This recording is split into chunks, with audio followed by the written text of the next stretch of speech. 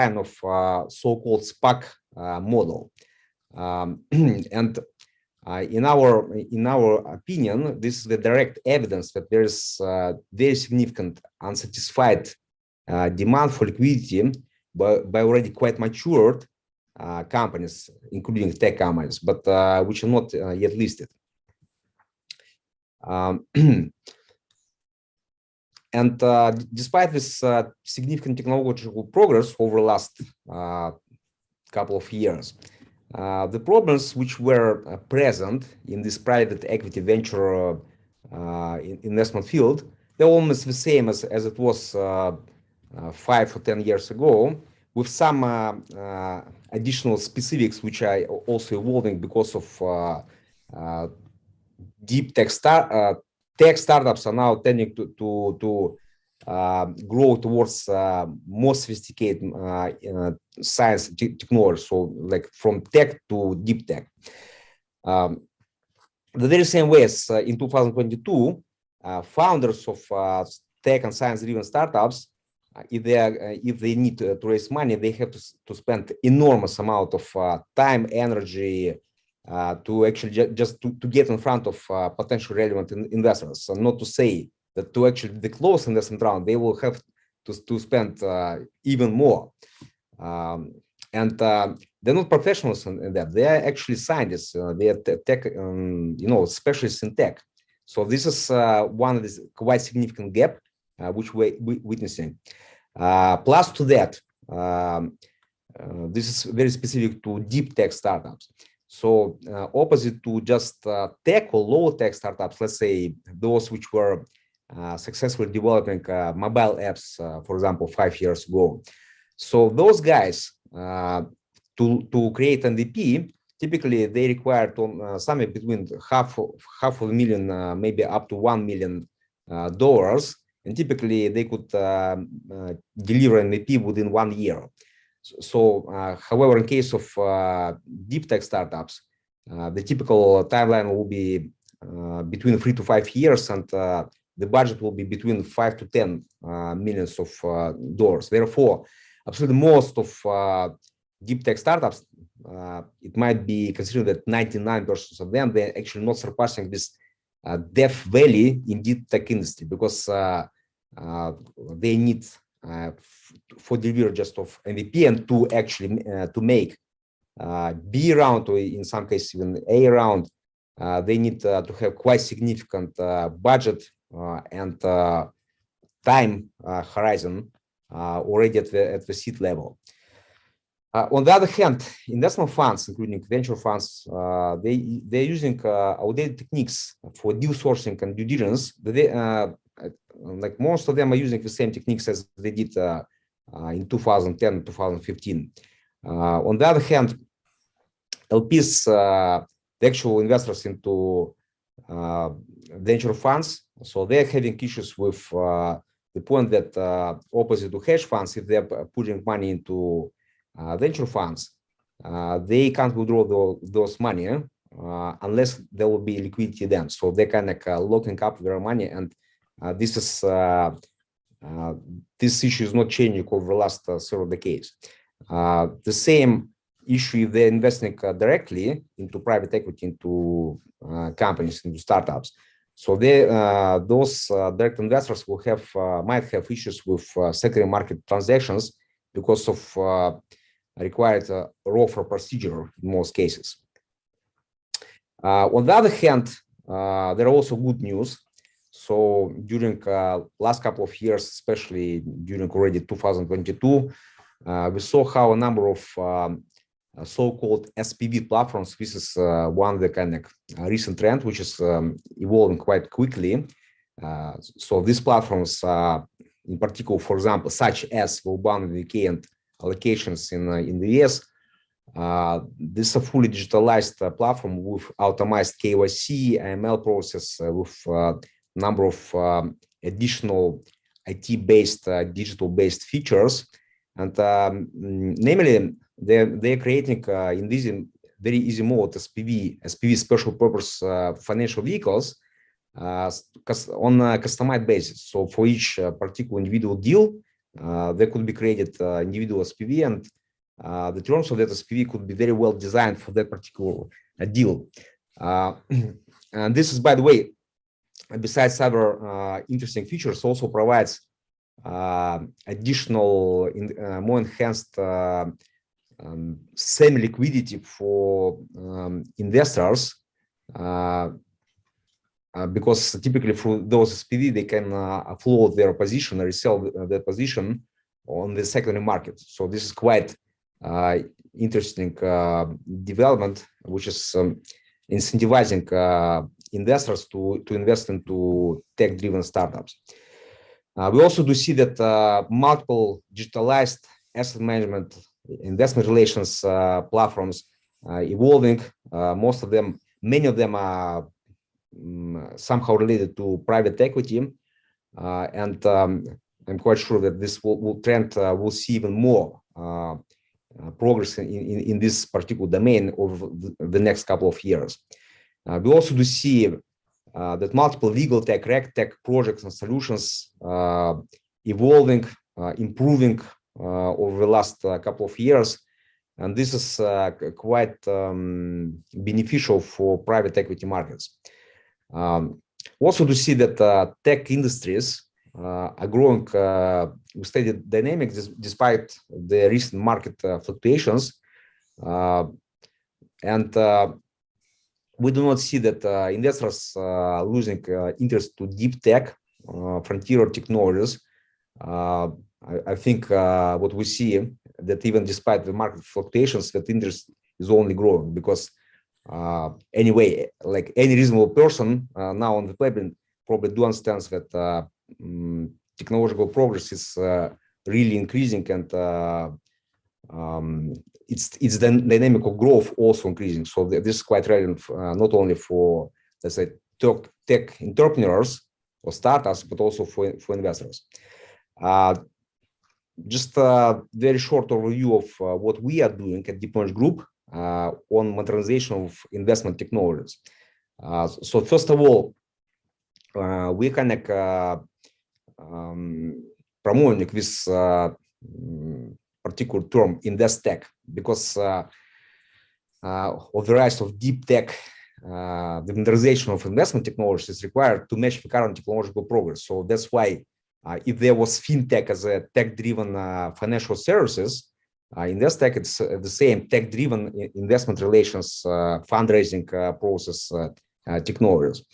And we are in opinion that in 2022 and in the next years, much more advanced techniques for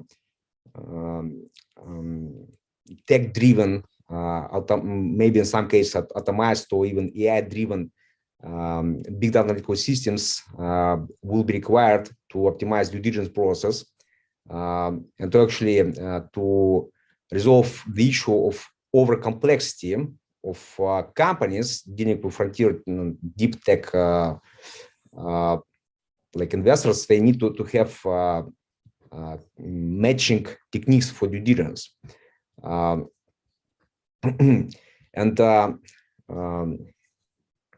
on the other hand, for deep tech startups, there should be established and better developed specific frameworks which will give them opportunity to focus on actual R&D development of their science and technology solutions, rather than spending that time on just kind of trying to meet with investors through different types of previously common interaction technologies. The very same, some innovations, some new solutions would be very beneficial if they would be implemented for the benefits of investors, literally to help them to optimize, to increase, at least in some capacity, liquidity in the private equity. Because for professional investors, there should be trading investment platforms which will give them opportunity to invest into tech, into technological IP, intellectual property, a little bit closer to the sense how it is done on stock exchanges or exchanges for commodities.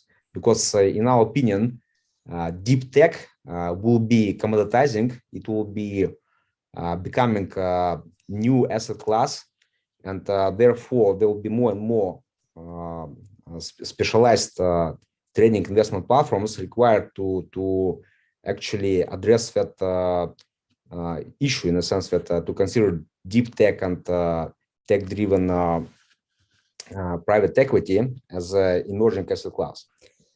I wrote this book 1.5 years ago, but 1 week ago we already published the second edition, Longevity Industry 1.0, defining the biggest and most complex industry in human history.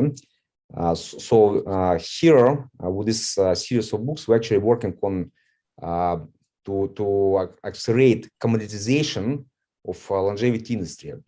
So we profiled 50,000 companies in this industry. We established framework and distributed those companies across, categorized them across 20 sectors. Also, last week we published open source longevity industry journal. This will be annual journal.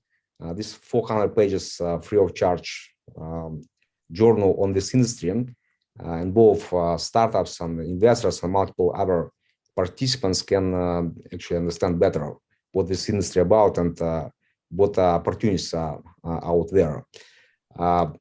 For professional investors and participants of the industry, we at Deep Knowledge Group created this big data analytical system, longevity investment big data analytics dashboard. By this link, Deep Innovation Tech, you can also review our several other dashboards, not only longevity industry, but also deep tech industry. There are some specific solutions for example, deep tech in UK or space tech industry. Not only private equity, but also on public equity. But for today discussion, probably those solutions for private equity would be much more interesting. So there are quite a lot of specific features. We are using AI, we're using machine learning, we're using even deep learning to extract some patterns and provide some much more enhanced analysis, including automated SWOT and comparative analysis. Longevity financial industry, it will be one of my next books. In this book, I will be providing some inputs regarding that longevity financial industry also will have to be quite modernized in the next 4 years to match with the current significant progress which is happening on the side of science and technology related to aging research and engineering to longevity. These two books, The Fourth Industrial Revolution, was written by Klaus Schwab in 2018, founder of World Economic Forum, and The Future is Faster Than You Think was published by Peter Diamandis, founder of Singularity University. This will be, I'm preparing to publish this book, The Fifth Industrial Revolution. The future is faster, but much more complex than you think. In this book, besides technological framework for upcoming Fifth Industrial Revolution, by our estimations, this revolution will actually happen approximately 10 years from now. But in this book, there will be a number of chapters related to commoditization of deep tech and longevity industries, how this industry will become new asset classes, and why specialized new modern solutions will be required to accommodate financial side of this emerging frontier technologies and science-driven, advanced technology-driven industries. So, for the conclusion, InvestTech, by the level of sophistication, should match with the dynamic of technological progress in the era of deep tech revolution. And our conference today, some of my colleagues and our prominent guests, I think later today, they will be delivering quite a lot of interesting insights, and the same will be tomorrow. So that's why stay online, and I assume there will be also a panel discussion today later. And as our moderator mentioned, this conference will be video recorded. And besides that, I think that subscribers to the conference will be getting some news emails over the next several months. And at the same time, we'll be planning to organize the next conference, I think something around by September. That conference most likely will be hybrid, physical in London and virtual by Zoom, more internationally. Thank you for your attention. Wonderful. Thank you so much to Dmitry Kaminsky. Thank you for your time and the effort. And it was extremely insightful. Thank you very much for your time. Just to reiterate what Dmitry has just said, please, if you have a look in the chat function below, there are several links that have been kindly shared. And these links will take you directly to not only some of the incredible books that Dmitry has authored, but also to the platforms mentioned as well, and to all the various different projects that Dmitry is very, very sort of keenly involved in, especially as a thought leader as well. And to those of you who have joined, please note that this session is being recorded, so you will have an opportunity to review a lot of the materials from earlier and later on as well. Lovely. So moving on to our next speaker, I am very pleased and excited to announce Anastasia Litt, who will be our next keynote speaker. Anastasia, hello. Hello, everyone. Anastasia is a director of investor relations for the Europe and the Middle East and North Africa regions at Deep Knowledge Group. She is a very skilled fintech specialist, and she has a very solid background in international business development with 2 master's degrees in finance and banking, as well as international trade, which she has gained internationally as well. Anastasia is an expert in her craft. She has experience working with strategic partnerships, investment management, corporate finance and analytics as well. And at Deep Knowledge Group, she holds a very complex role in which she ensures the smooth functioning of various different departments, including the departments that look after longevity, deep tech, AI, deep pharma, fintech, as well as InvestTech as well.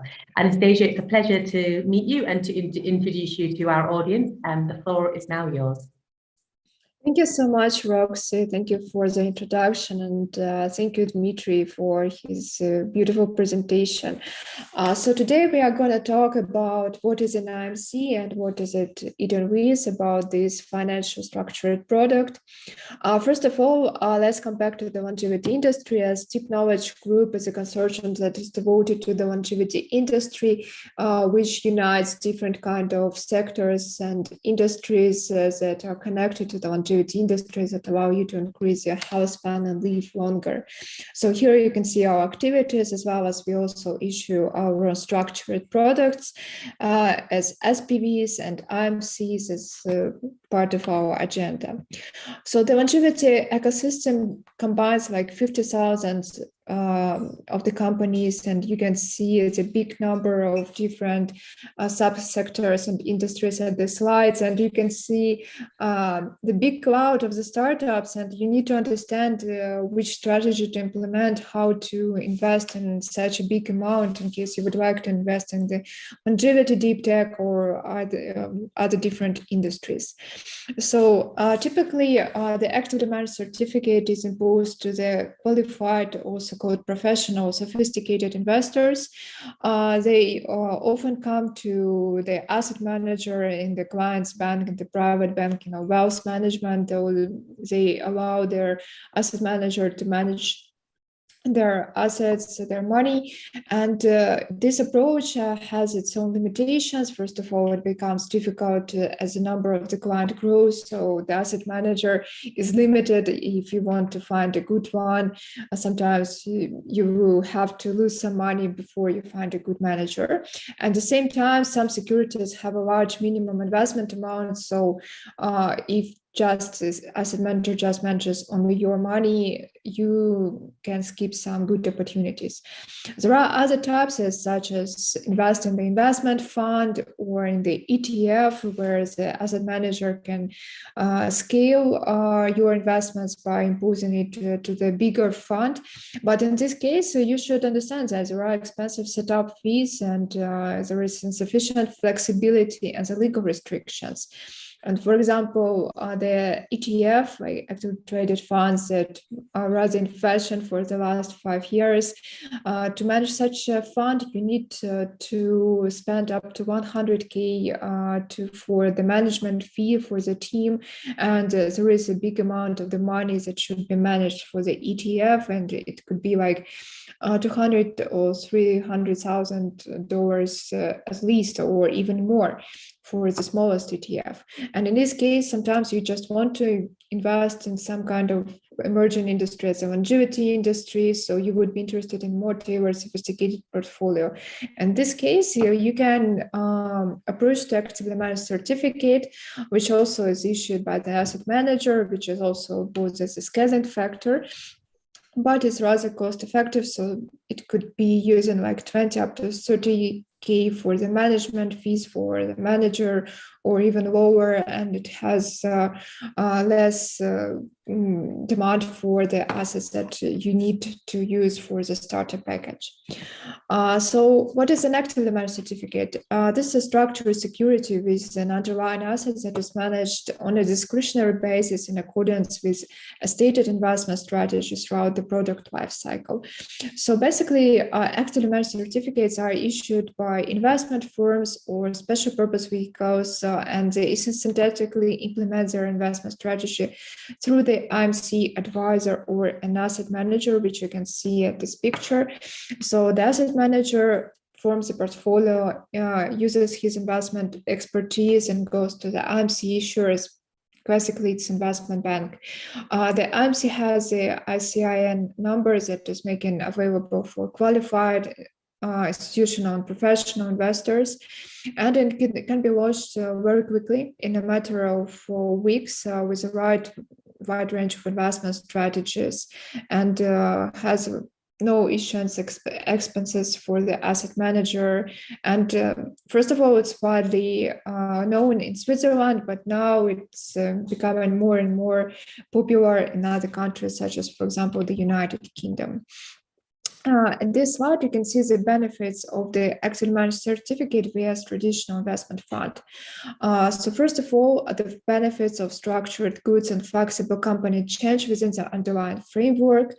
The investment strategies with low seed money, so sometimes you don't need any minimum requirement to launch the IMC. They can be performed very quickly comparing to the traditional investment funds. They governed by prospectus regulation, so the investors, they are not afraid to invest in such instruments, and investment strategy can be repacked into an IMC, so a very interesting strategy can be used, and only hedge funds can compete with IMCs in such a flexibility.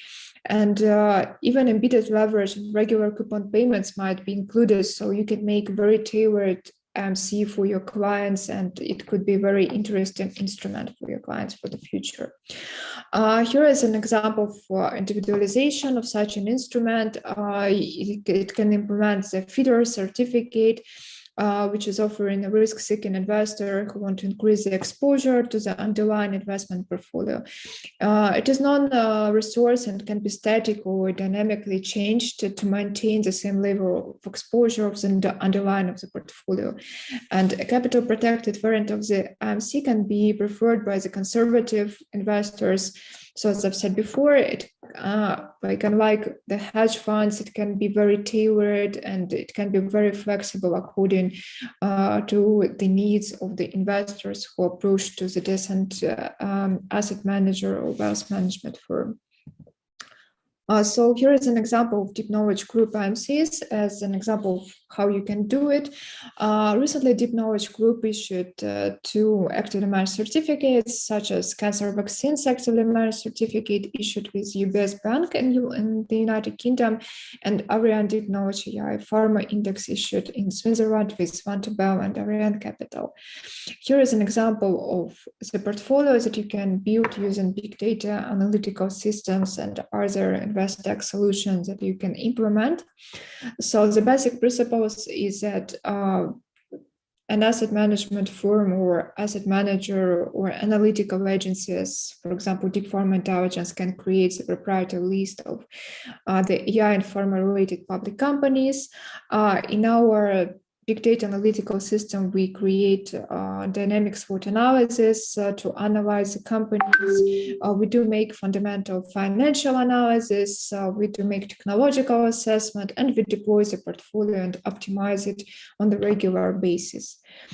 Here at this slide, you can see the bigger picture of such a portfolio. So here, for example, you can monitor if your portfolio outperforms or underperforms some index on which you can, for example, tailor. For example, here we combine cancer vaccines portfolio and NASDAQ biotechnology index, and we can see that our portfolio outperforms. So in this case, we can understand that we do it good.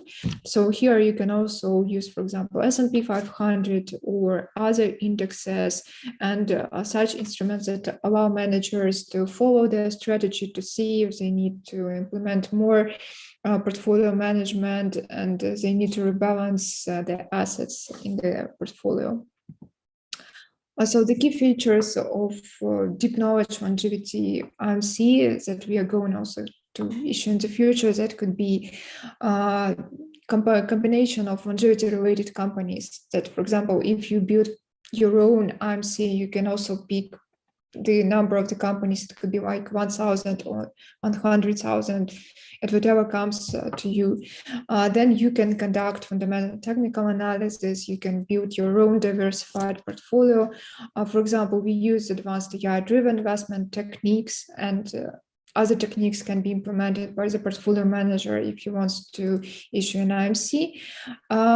Here you can see different risk reduction, diversification methodology. You can see that is it liquid or not, what are the tax benefits, and so on. So also our IMCs are backed by our analytical agencies, and for example, we encourage you to go and read our open access investment analytics, for example, on cancer vaccines or longevity investment or young pharma digest, and also you can use different analytics for your portfolio management. And also we encourage you to try our longevity investment big data analytics dashboard, or please share also your experience during our session. We would be very interested. Please write in the chat what are approaches that you use. And we would be very delighted to learn more, as well as during our panel session. And as well as Deep Pharma Intelligence Big Data Analytics Dashboard allows you to play your own portfolio on AI and pharma companies to try such features, and dynamic SWOT analysis, competitive intelligence to compare different startups, companies to see which one looks better considering your investment strategies, use business and technical due diligence, and more approaches that would be very interesting for us to learn what to use at your work. So thank you for your attention. It was a pleasure. And also I would be glad to learn more about the approaches of different investors. Thank you very much, Anastasia, for your incredible insights about AMC. Now, I think we will just have a very short break, just for 2 moments. And yes, if you just give us 2 moments, and if you could also draw your attention into the chat You will find, again, several links for you to review, some details about Anastasia's presentation as well, and also her profile, as well as her LinkedIn profile. And you can follow some of the content that she has also been sharing recently, along with articles and news and media items that she has been involved in. So yes, we will be back in just 2 short moments. Thank you.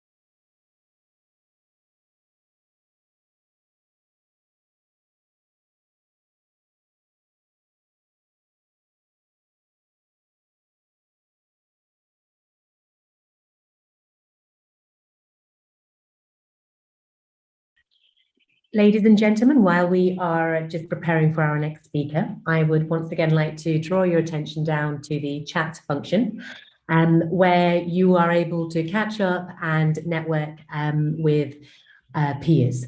So again, for those who have joined us a little bit late, you will be able to catch up with this entire session. It will be recorded and shared with you. You will all receive an email.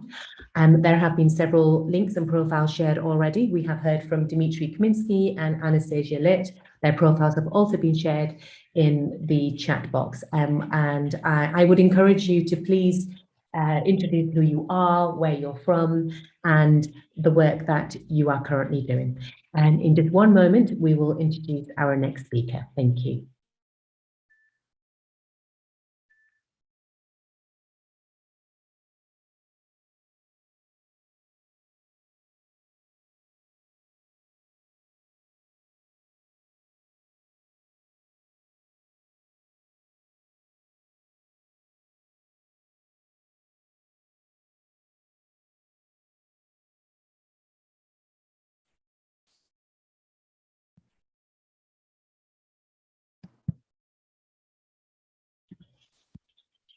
Okay, lovely. Thank you very much for your patience, everyone. And thank you for those of you who have just joined. It's lovely to have you with us today. And we do hope that you will stay for the duration and find all the content that you are listening to and viewing as extremely insightful. I have seen several questions about slides that have been introduced by some of our speakers so far.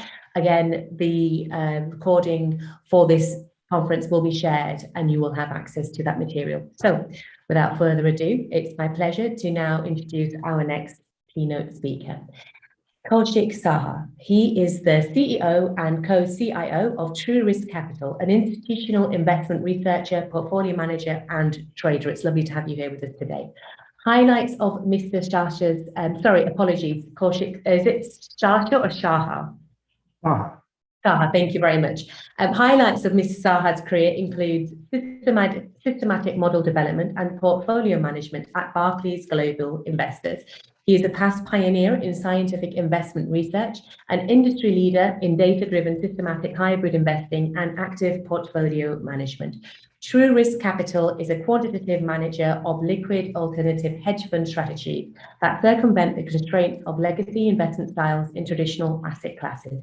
The firm's algorithms automate a research-driven systematic approach, which is non-discretionary, in offering clients for its US equity, long, short, managed futures, and equity index option income strategies.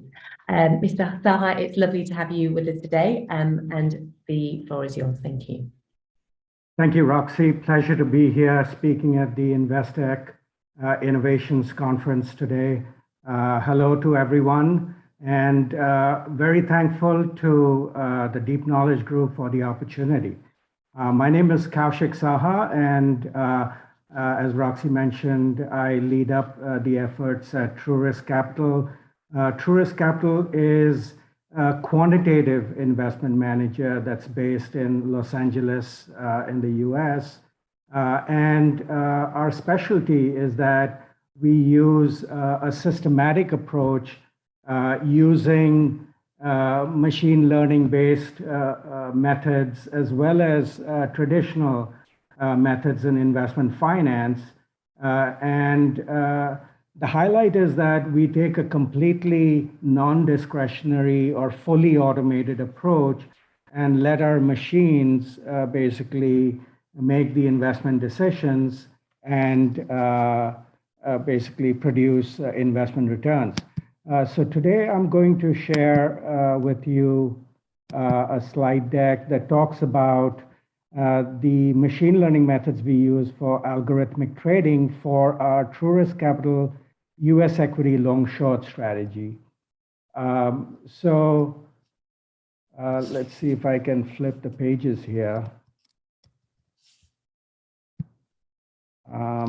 Having trouble flipping the pages. Let's try and, okay. I'm just going to, let's see. Kaushik, if you want to send it through to us, we can perhaps run the presentation for you, if that helps. I think I'll just flip through it. I'll keep it in this sort of visual mode.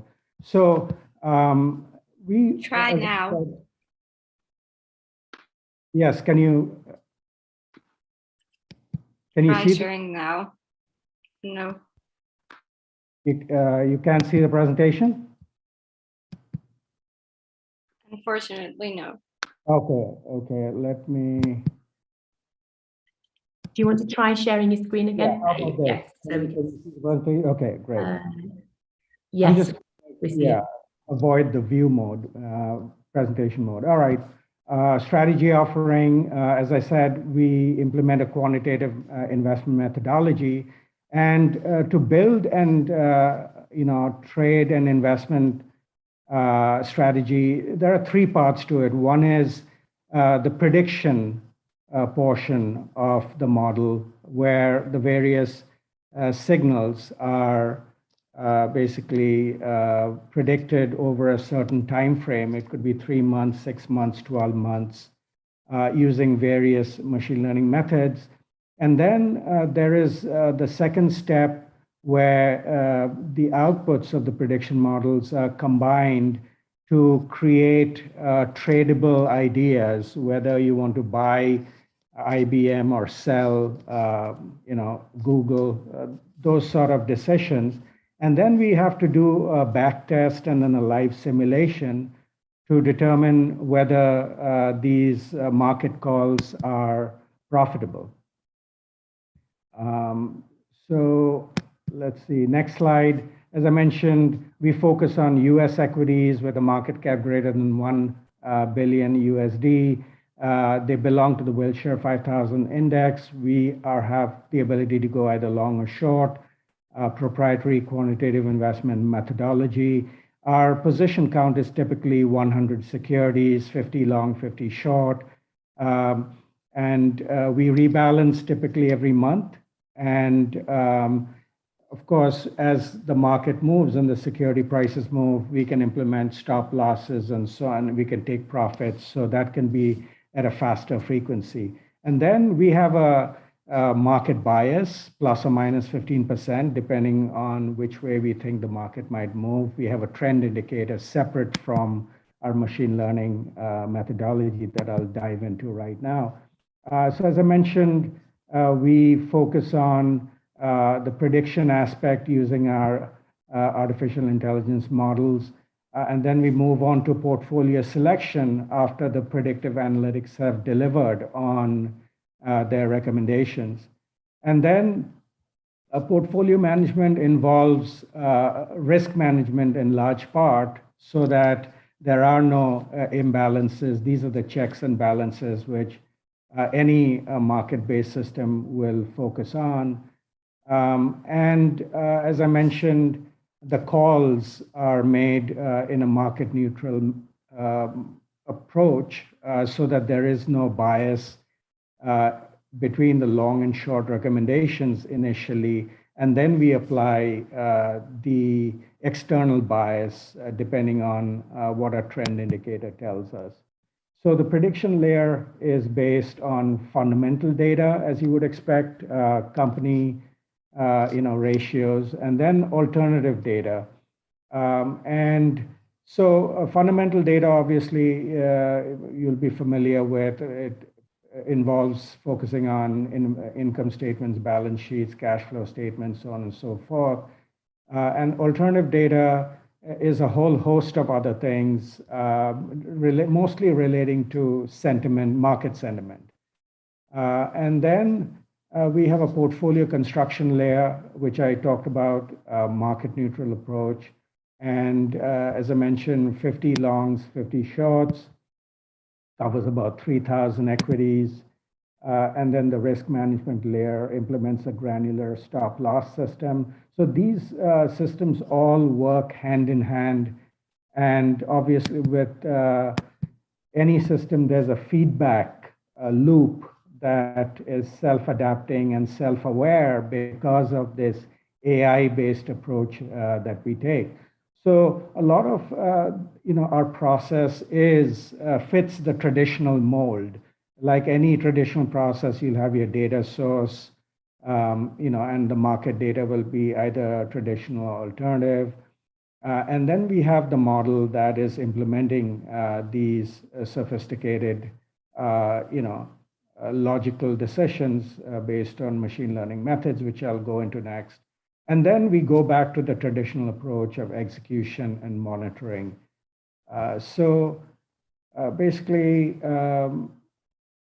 this optimizing for prediction accuracy that we take on using our algorithms reduces the bias and variance in supervised learning, and basically gives us a chance to convert a family of moderately strong learners into a strong and robust one.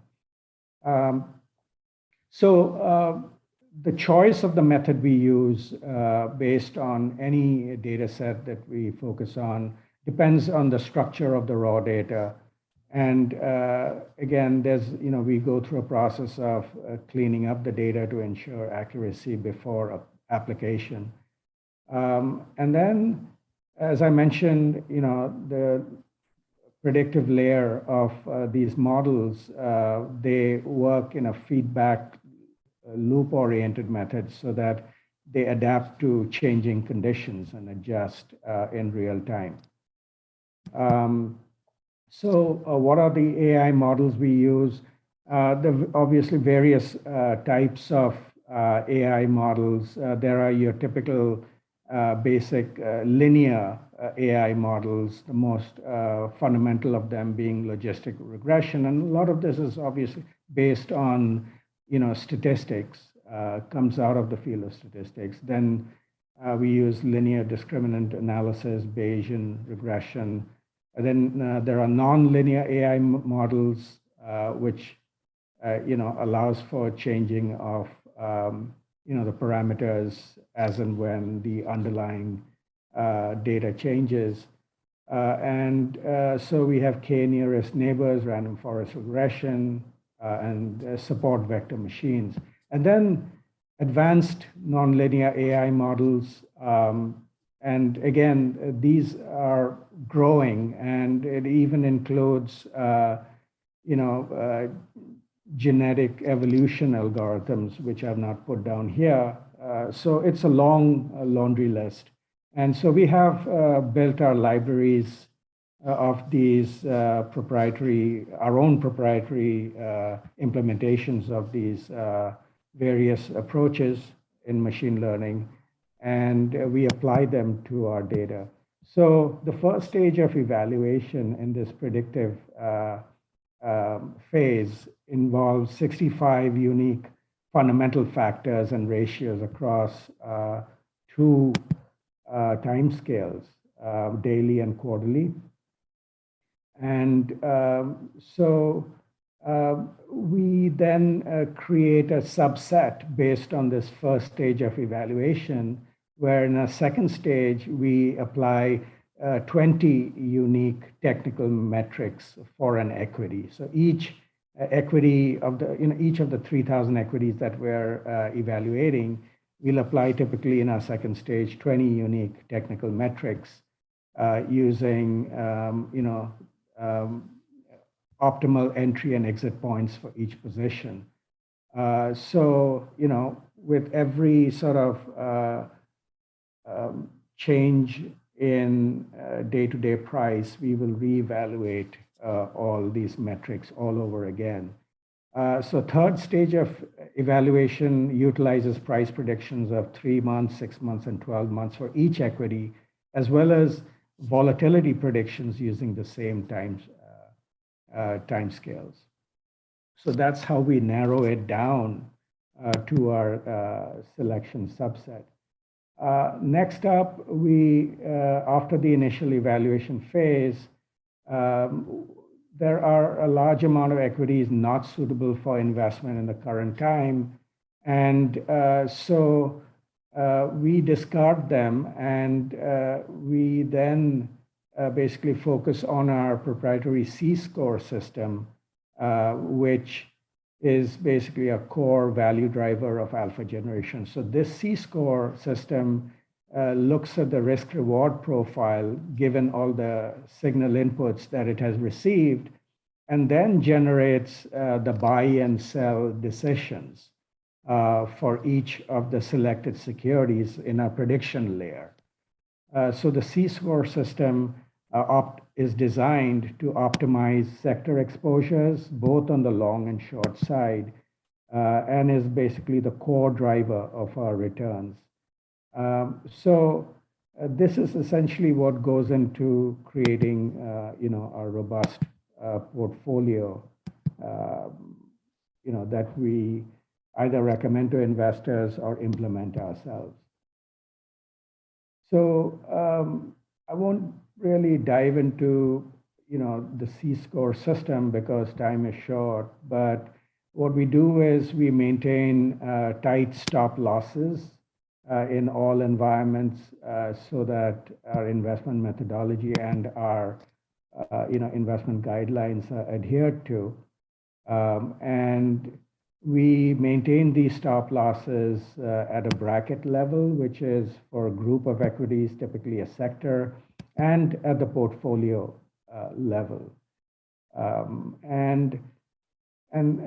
So that's essentially key to maintaining the risk management that we promise our investors. We also, as I mentioned, the C-score system focuses on sectors for our individual picks. And we keep the sectors also within bounds. And by varying the sector exposures across a large array of industries, we're able to position ourselves with flexibility and also favorably to benefit from various positive and negative trends impacting the sectors and industries. So we try and make alpha on the positive side, and we separately try and make alpha on the negative side. And one is not typically used to hedge the other. So let's take a quick look on how live implementation of the strategy performed. So we have a client, Crimson Black Capital of the UK, and they basically utilize our model and was able to come off profitably through the 2020 COVID crash. So the monthly return for Crimson Black Capital for Jan, Feb, and March were roughly 15%, 5%, and 7% versus the S&P that saw pretty large drawdowns. And the reason for the outperformance around this time of COVID is because with greater market volatility and dislocation, there's a greater dispersion among the various securities in the universe. And so there's a greater potential to monetize profits that are there for the taking if the model works correctly. And so that's what we sort of were able to establish. And this is, the performance of the model over the 12 months around the COVID timeframe. And see, you'll notice that in the months leading up to COVID, when the market was relatively stable, the model is not able to produce outsized performance. And the 3 months leading, into COVID and out of COVID, we saw the 3 bars that produced the bulk of the returns. So we basically go through an iterative process of reviewing on a quarterly basis to basically figure out if these algos are doing their job on a signal by signal basis. Basically, we try to keep these models honest and make sure that they are in fact adapting correctly and making the right decisions. So I'll conclude with that by saying that U.S. equity long short is one of the several strategies we offer. Another one being a managed future strategy that is trend-based on the S&P 500. And we have a volatility income strategy. And for those interested, they can contact me at this number provided and email. Our website is trueriskcapital.com. And we are happy to take questions offline, if not later on. So thank you very much for the opportunity. Wonderful. Thank you so much, Kaushik, for that really insightful presentation. There, I can see several questions already that have come through in Q&A, which we will try to get through during the panel. Otherwise, you have the opportunity to respond directly if there are very specific questions that only you would be able to answer. May I please just kindly ask that for those that are asking questions, please do send your questions in the Q&A box at the bottom of the screen on the far right, and not in the chat, as your questions are just going to get swallowed up and lost in conversation. So please do kindly ensure that you send your questions directly into the Q&A section. Kaushik, thank you very much. And I'm looking forward to speaking with you further during the panel. Thank you. Lovely. So moving on to our next keynote speaker, we have Talgat Takiev, the Head of Investor Relations at Longevity Financial Advisors. Talgat is a financial professional with deep expertise in investor relations, corporate management, and business development strategy. Prior to joining, he had worked for asset management companies and family offices in the UK and also in Switzerland, and also an investment banking boutique in New York. Talgat holds a master's degree in management from Imperial College Business School as well. Talgat, it's lovely to meet you, and I'm very much looking forward to Lovely to meet you. Roxy, thank you very much for the introduction. It's a great pleasure and honor to speak today. And today the topic of my presentation is commoditization of biotech and deep tech. So let me start with sharing my screen so we can get through to the presentation itself. Can you see my screen? Yeah. Great. So yes, hi everyone. So commoditization of deep tech and biotech in the global marketplace. Let's start with the common overall ground of where we are at the moment. So tech is entering a new era, and it's truly so, as you can see straight away from the table. From 1990, the Nasdaq Composite Dynamics has been rising steadily, but between 2010 2020, you see a rapid growth in value. Actually, on the Nasdaq alone, the last decade has created 16 trillion in value. And the primary cause of that was enterprise, cloud, and consumer internet solutions. And for the past 10 years, the rise has been enormous, I would say, and it's because the period of from launching and to generating commercial success has become smaller, because there are more and more companies getting to the market. And so we see a rapid rise. And especially it will be a case with deep tech, because in the next couple of years, deep tech will give birth to many new companies, many new breakthrough solutions. And we'll see similar growth, I would say, that happened between 2010 2020. I would say we will see at least similar growth between 2020 and 2030. Everyone knows BioNTech, especially after the COVID period. And here I would like to show you the success of BioNTech. The company actually was founded long before, in 2008.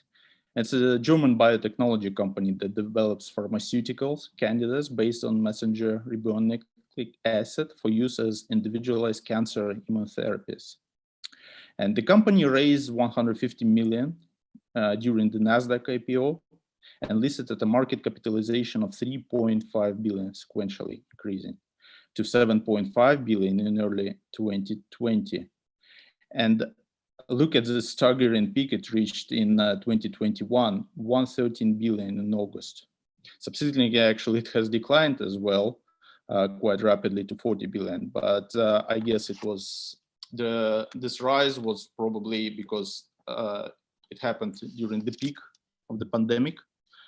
And now that the world has already come down and I would say came back to normal from the post-COVID situation.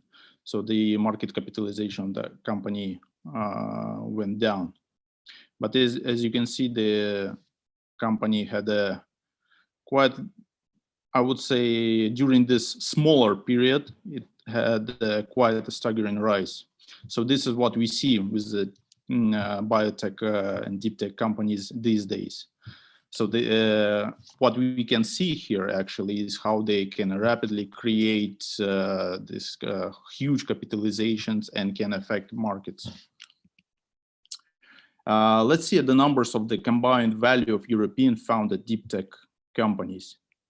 As you can see, between 2020 10 and 2021, we had a huge uprise from 143 billion to 845 billion in just 10 years, which is quite a small period in the business world. But as I have already stated, the deep tech and the biotech industries, they move really, really quickly nowadays. Actually, on the bottom of the slide, you can see notable deep tech companies that were created since 2000 and before 2000. Some of these companies are household names, and some of them you know very well. Let's talk about Europe. In Europe's top academic institutions, there is actually untapped potential, because deep tech companies in Europe are now worth a total of more than 800 billion euros, as we've seen in the previous slide. Many have academic backgrounds and received early funding from the government. And universities and research in Europe are truly world-class. As we know, like one of the best academies in the world are located in Europe, which actually helps to develop deep tech on the continent. And to support Europe's most promising deep tech startups, closer collaboration is necessary. Some of the most successful businesses will be able to break down barriers by integrating disciplines and attracting a diverse range of talent and investors at various stages of development. And to assist such companies prosper and scale, universities, governments, specialized deep tech investors, and venture capital investors should collaborate more closely. And the third point is bottom-up streamlining and top-down strategic thinking are required in the coming decade.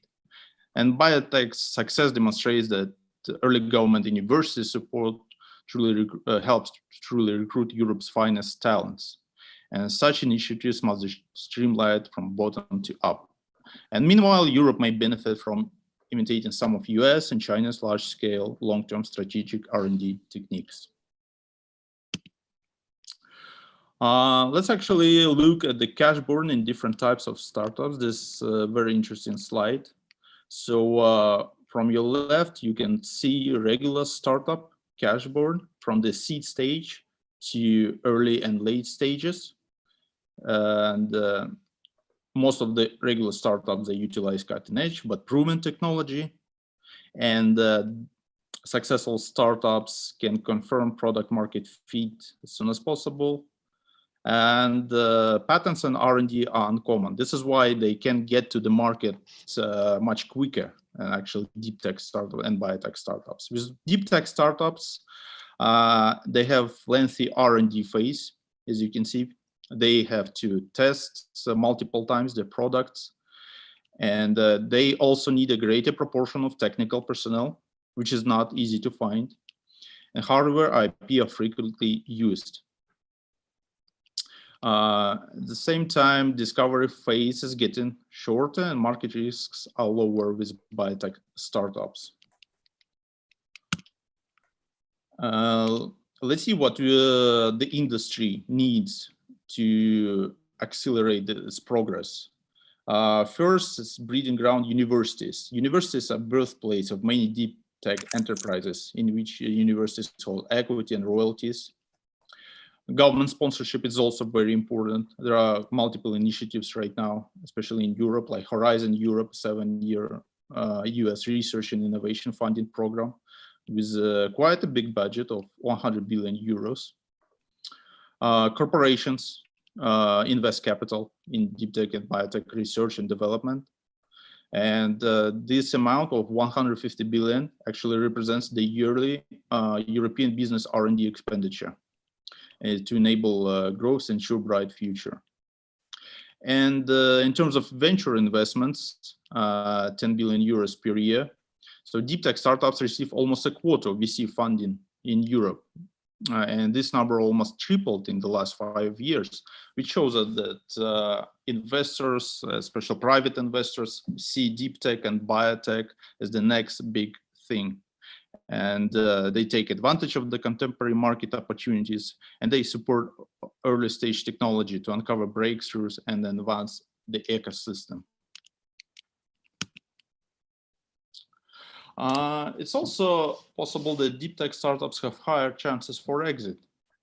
If you can see from the table on your right side, in the middle, tech startups, they have 15% of chance on the round fifth, and the biotech startups have approximately similar chances, but deep tech has 17% chances, which is great. And deep tech startups, the technology, they provide attractive acquisition target for companies with existing large data sets or virtually unlimited capital to incur losses. And there have been several notable exits. And from on the left side, you can see some deep tech companies. Maybe you heard about them, and you can see a deal description, the activity. And as you can see, for example, with the first company acquired by Meta for $100 million in 2022. And like, as you can see, the acquisition amounts are quite big. So which tells us that deep tech and biotech startups are progressing really well. They're getting noticed by big companies. And these kind of examples can stimulate many more potential engineers and biotech founders to get to the market. Deep tech funding in Europe hit record heights in 2021. Yes, as you can see, during the last 5 years, the rise has been quite staggering, from 5 billion 2016 to 19 billion to 2021, more than 2 times. And this is more than double. And on your left side, you can see notable deep tech investors by capital deployed in Europe. These are actually household names, which again shows that big venture funds like Balderton Capital, which are quite big in London, SoftBank, Index Ventures, and they invest heavily in deep tech and biotech. And this shows us that we are already at the stage of the rapid commoditization of the industries. Let's see venture capital investments in deep tech by destination. First, let's see US. Actually, 2021 was a bit smaller than the previous year, 2020. Again, it might be connected to the challenges in the last couple of years. But as we can see, US is a major investor in the industry. Europe is less, 20 billion 2021, and the projected amount will be 22.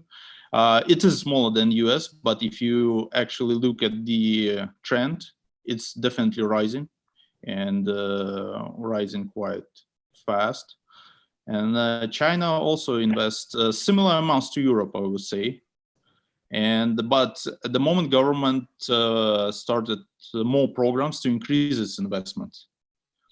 And it's said to be investing $10 billion in quantum computing and artificial intelligence center. So as we can see, in terms of destinations, Europe and China are quite on the same level, but US are definitely ahead at the moment.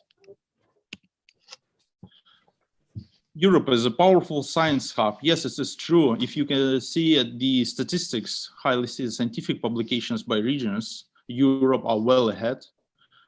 Second comes China, and the third comes US. China and US actually have a similar statistics, and UK is 10%.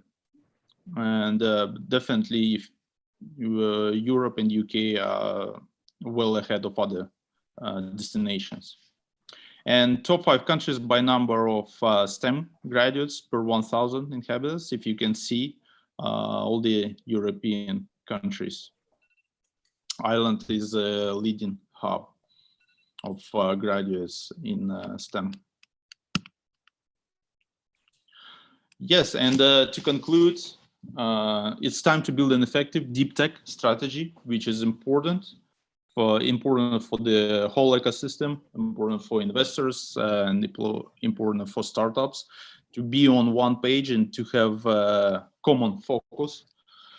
So curing diseases, improving healthcare will definitely get much and much important. Food security, global warming, and industry transformation. And as you can see, to have a successful deep tech strategy, must focus not only on technology, but also on a commercial success or creating product that people will actually want to use. And deep tech startups have the potential to solve global challenges by utilizing technologies with such enormous transformational power, which we already saw with the success of bio and tech during the COVID era. And we'll see many, many more examples. This is the last slide of my presentations. I hope you liked it, and I would be happy to answer possible questions. Thank you so much. Thank you, Tal. I think we more than liked it. It was a fantastic presentation. Thank you so much. And thank you, Roxy. Thank you, everyone. For sure, it will be included in the recording afterwards as well. So moving on to our next speaker, we have Anne Liebgo. We are pleased to now welcome Anne Liebgo. Is it Liebgo or Liebgot? Oh, Anne, do we have you? Give her a short minute to get connected while I'll do her introduction. So we have Anne Liebgo, and she is the founder and managing director at AW Switzerland, and she will present her informative views on international investment diversification made in Switzerland. Anne is a Swiss, Canadian, and Danish national, and she is the founder and managing director of the award-winning Swiss online platform, AW Switzerland. And AWS introduces Swiss asset managers that have registered with the Securities and Exchange Commission in the United States and are dedicated to providing Swiss wealth management services to US and Canadian citizens, residents, and expats. The platform includes other wealth management related services as well, in addition, and provides North American orientated marketing, communication, and business development strategies through her agency, Americom in Switzerland. And it's a pleasure to have you join us. I have to ask, is that a very good Zoom background you have, or is this an empty location? Actually, let's call it my home office view on the island of Mallorca. You are living your best. I just came back from a long, typical Spanish lunch. Amazing, well deserved, I'm sure. Yeah. You know, I'm heading back to Switzerland on Friday, and in Switzerland, I also have an excellent view. I'll have to show you that the next time. But this is my vista here in Mallorca. Wonderful. Well, thank you so much for joining us today. And I'm very much looking forward to hearing your presentation. Okay, thank you very much. Okay, just to introduce myself, my name is Anne Liebgott. I am founder and I run the internet platform, award-winning, like you mentioned. It's at americanswelcome.swiss. Basically, it's a platform that builds a bridge between US and Canadian investors who want to hold a portion of their assets in Switzerland. And it's not always an easy task to find out who to contact, who to get in touch with, which wealth manager should I use, and so on and so forth. And this platform provides exactly that. It provides exactly that bridge between the two. And it's like I said, easy to access, 24/7, no sign-in requirements, no sponsorships, no Google ads, no anything. So if you visit the platform, you don't get bombarded by any kind of creepy Google ads and stuff like that. It's just really a useful tool, a useful resource for Americans and Canadians that would like to get established in Switzerland. So the next question has also been, what kind of investments are very popular in Switzerland these days? Well, okay, I just roll back a little bit. Switzerland has been recognized as the most resilient country in the world to handle the aftermath of the pandemia and so on. And now we have other issues that have come to, in addition to that. Inflation, for example, where in Europe today, I read a line that it said that a European inflation is at 8.2%. In Switzerland, we have basically 2.2% inflation. In some areas, maybe 4%, like in gasoline. and so on. But, you know, inflation in Switzerland is not really an issue.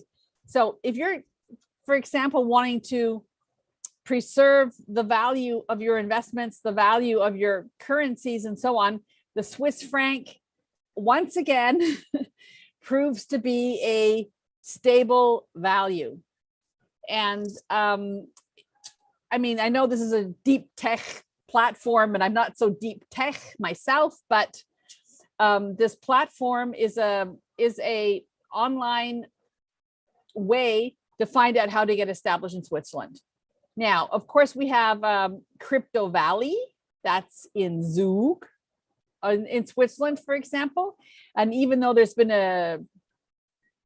in crypto, it's still going strong. The Swiss government, or the Swiss, better said, the Swiss financial authorities have already departed their legislation on cryptocurrencies and fintech and all these kind of things. So we're in a very, very safe ground as far as that's concerned. And then again, Switzerland has always been a resort for, let's say, wealth preservation. When crisis comes in the world, no matter what, no matter where, it can be a world war, it can be something else, it can be pandemia, it can be something else, and so on. Switzerland has really been the place to be for cross-border private wealth management. And that has many reasons. Of course, the stability of Switzerland is, you know, economic and political stability is a main reason. Neutrality, even though now with the war with Ukraine, Switzerland has, I don't want to say compromise on their neutrality, because the neutrality always means we do not take up armed war against another country. And in this case, Switzerland did decide to adopt the worldwide sanctions against Russians for this invasion of Ukraine. But its neutrality, in the sense of that it does not provide weapons, it does not send troops, it does not engage in warfare with another sovereignty in times of war, that remains. And on the other hand, we also have just the professionalism of the Swiss financial center. And that, I mean, like I said, there wouldn't be a reason why it's not from Fitch AAA rated with a strong outlook. Switzerland is always, again, mentioned as a leading jurisdiction for private Swiss wealth management. And yeah, the clients that are invested in Switzerland are generally very happy with the services, especially for Americans, which my platform deals with. Actually, it deals with Americans wanting to invest, or North Americans wanting to invest in Switzerland. You know, after the tax evasion issues, would go back like to 2008 and so on, where Switzerland was actually became world famous, not just for their numbered accounts, but for their capability of helping US persons to, let's just call it, strongly optimize their tax relations by constructing various structuring using other jurisdictions like the Cayman Islands and so forth and so on, to kind of protect their assets from any kind of taxation. Now, that blew up in the face of UBS at the time. They were the initiator of the whole thing. But since then, and this goes more than 10 years ago, since then, Switzerland has adopted a strict white money policy.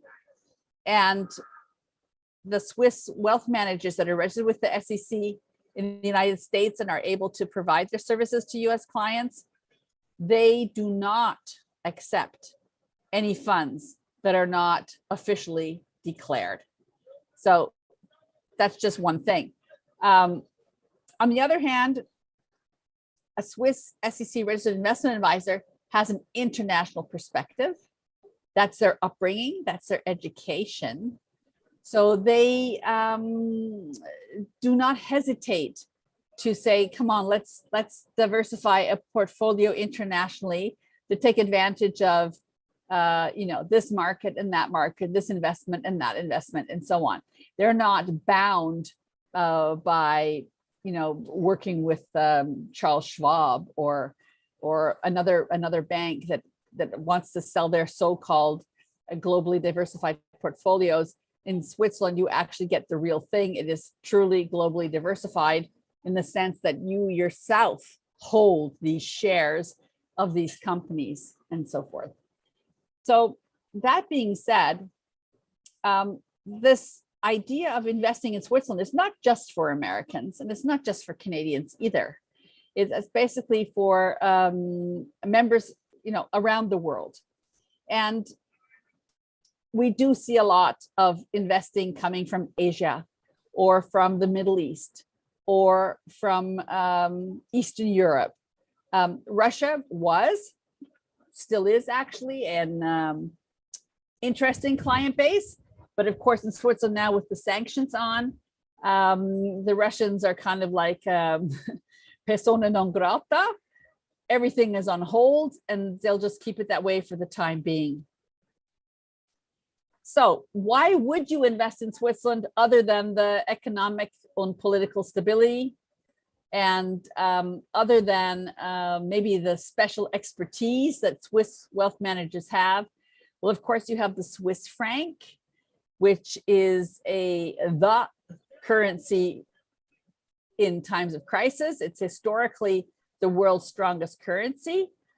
So if you're talking about inflation woes, the Swiss franc can be very helpful in hedging inflation woes that you might have, like, for example, in the United States.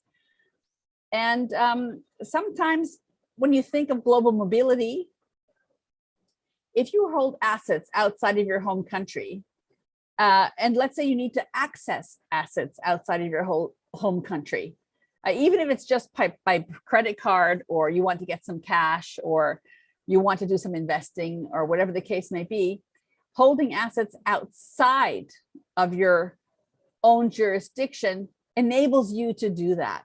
So just let's say, I'll give an example for Canada. Canada, during the pandemia, the Prime Minister Trudeau was upset with the Canadian truckers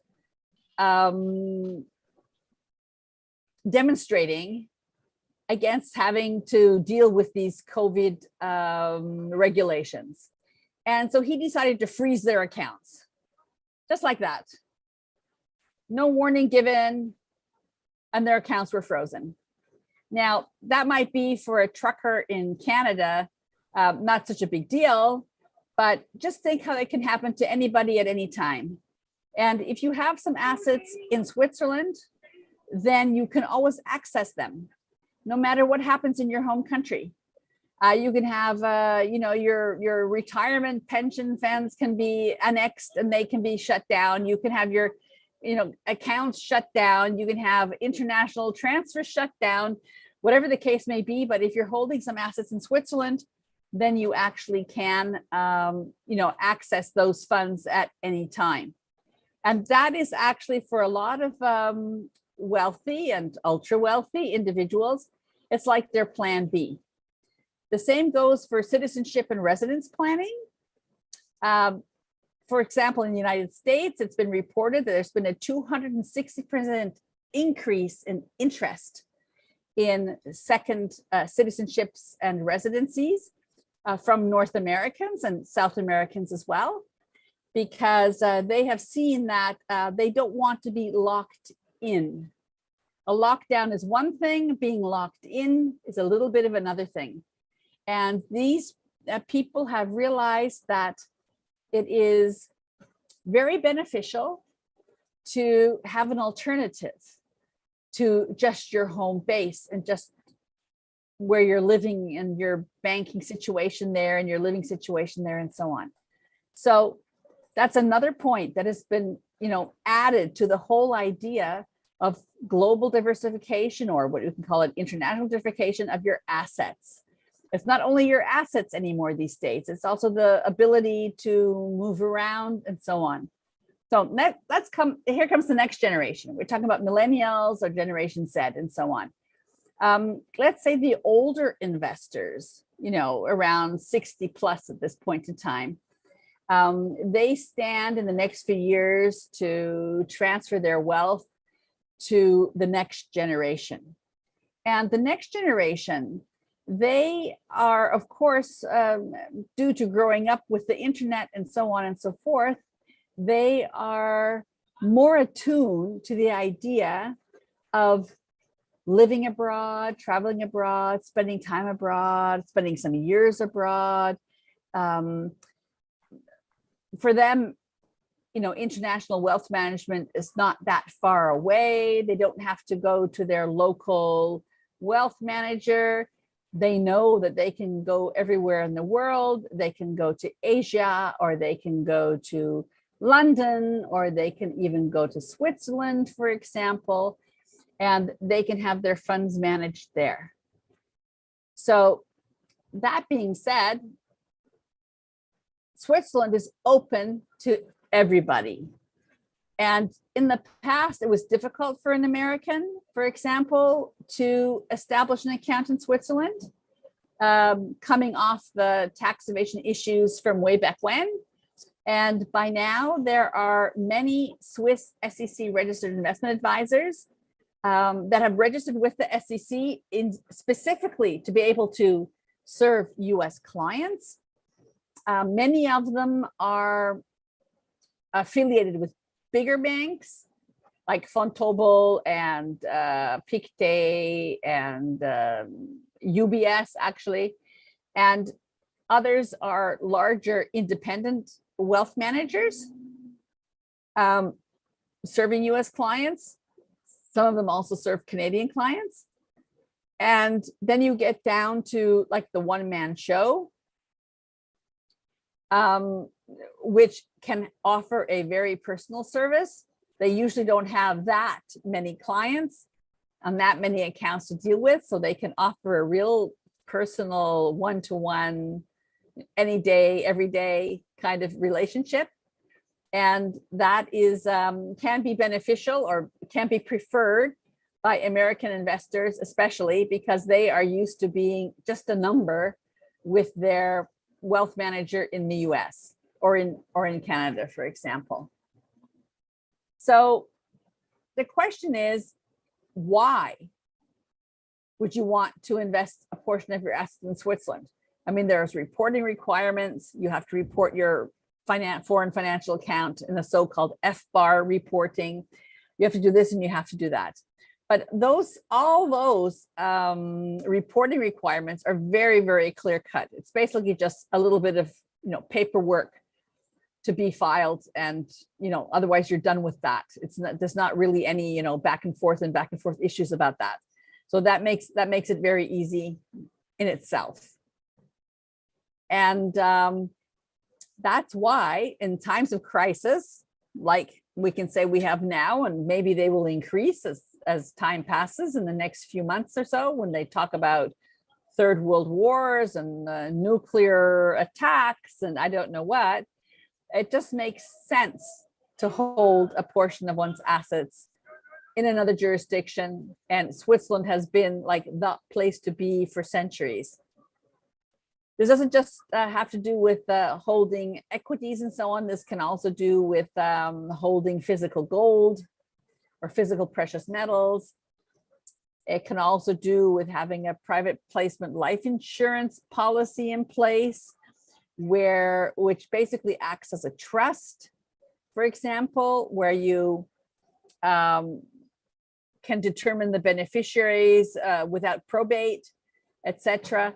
And in this time, it's comforting for many to know that they can organize themselves in advance before any calamities really show up on the horizon, so that when something does happen, they're actually set up properly. And that's a very important feature, I think, because so many people suffer by not being prepared, simply not being prepared. I mean, not that they're ignorant of the subject or not that they don't know what should be done, they just haven't got around to it yet. And that's where it's important that you have a resource like Americans Welcome Swiss, but you have a resource which you can find these people, which will enable you to be prepared for what is needed in the future.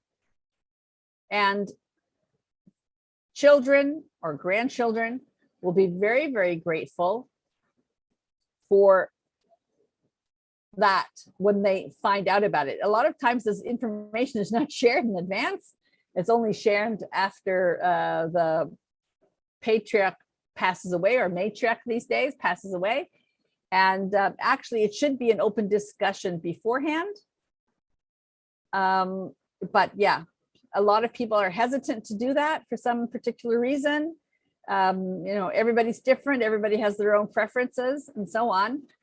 And I just think it's important that you're prepared for the future, that you do what you can at this point in time to mitigate risks and problems that may come, especially in the volatility that we have.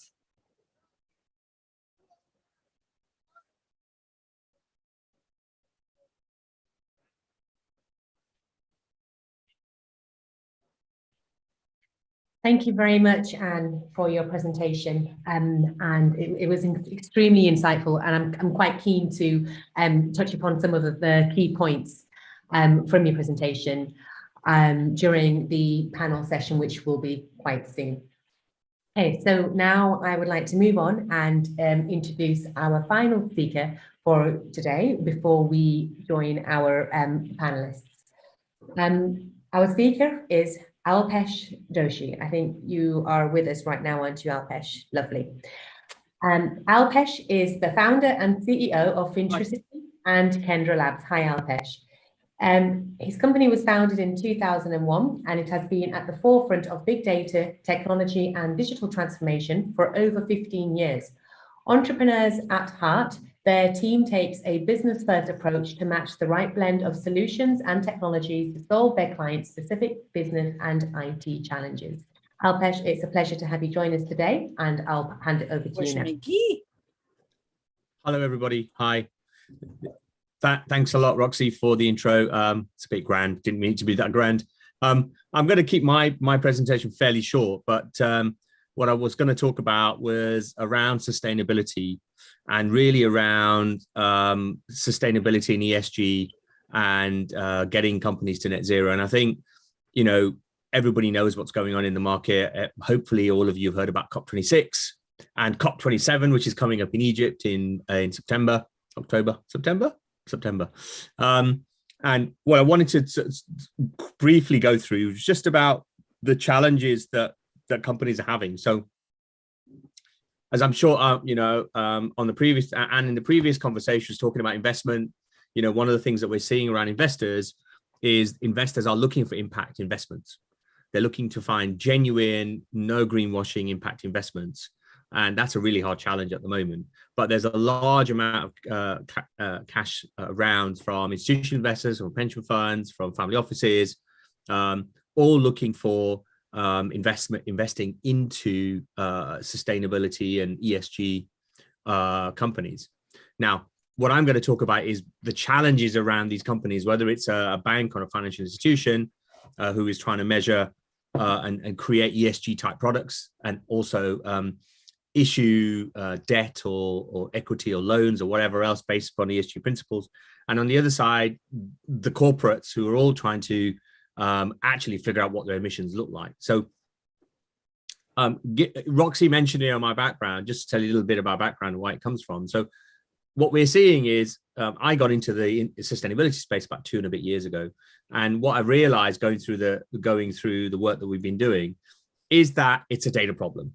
So sustainability is a data problem. If you don't understand the data and you can't actually measure your emissions, then frankly, you know, you don't even know where you are. And most companies are not really bad at that at the moment. And that's because companies are complicated and complex. and companies are trying to figure out how they're going to do it. Companies are just at the beginning of their strategies. Some companies have actually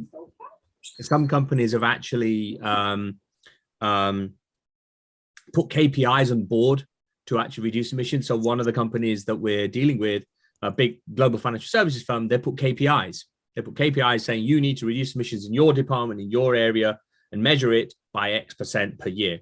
And then obviously there's a whole bunch of budget around that. So, the business problem that we're seeing overall is that almost all enterprises, whether it's voluntary for smaller companies or large companies, frankly, having to do it from a reporting perspective, and I'll talk about some of the regulation that's coming through. Smaller companies, younger companies, all the millennials and companies who are, people who are under 30 years old, they actually just want to do it. They want to be seen to do it, and these entrepreneurs are embracing that to help themselves help get to net zero.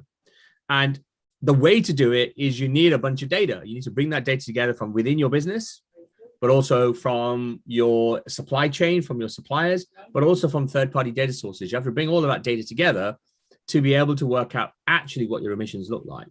And so the important thing is bringing all this data together, and there's a bunch of modeling. So one of the areas that you have to do is what's called transition planning, which is how do you actually get to net zero? So if you asked every company out there and said, oh, we want to get to net zero by 2030, so many companies have declared targets. And if you dig into that and ask them, okay, well, how are you going to do it?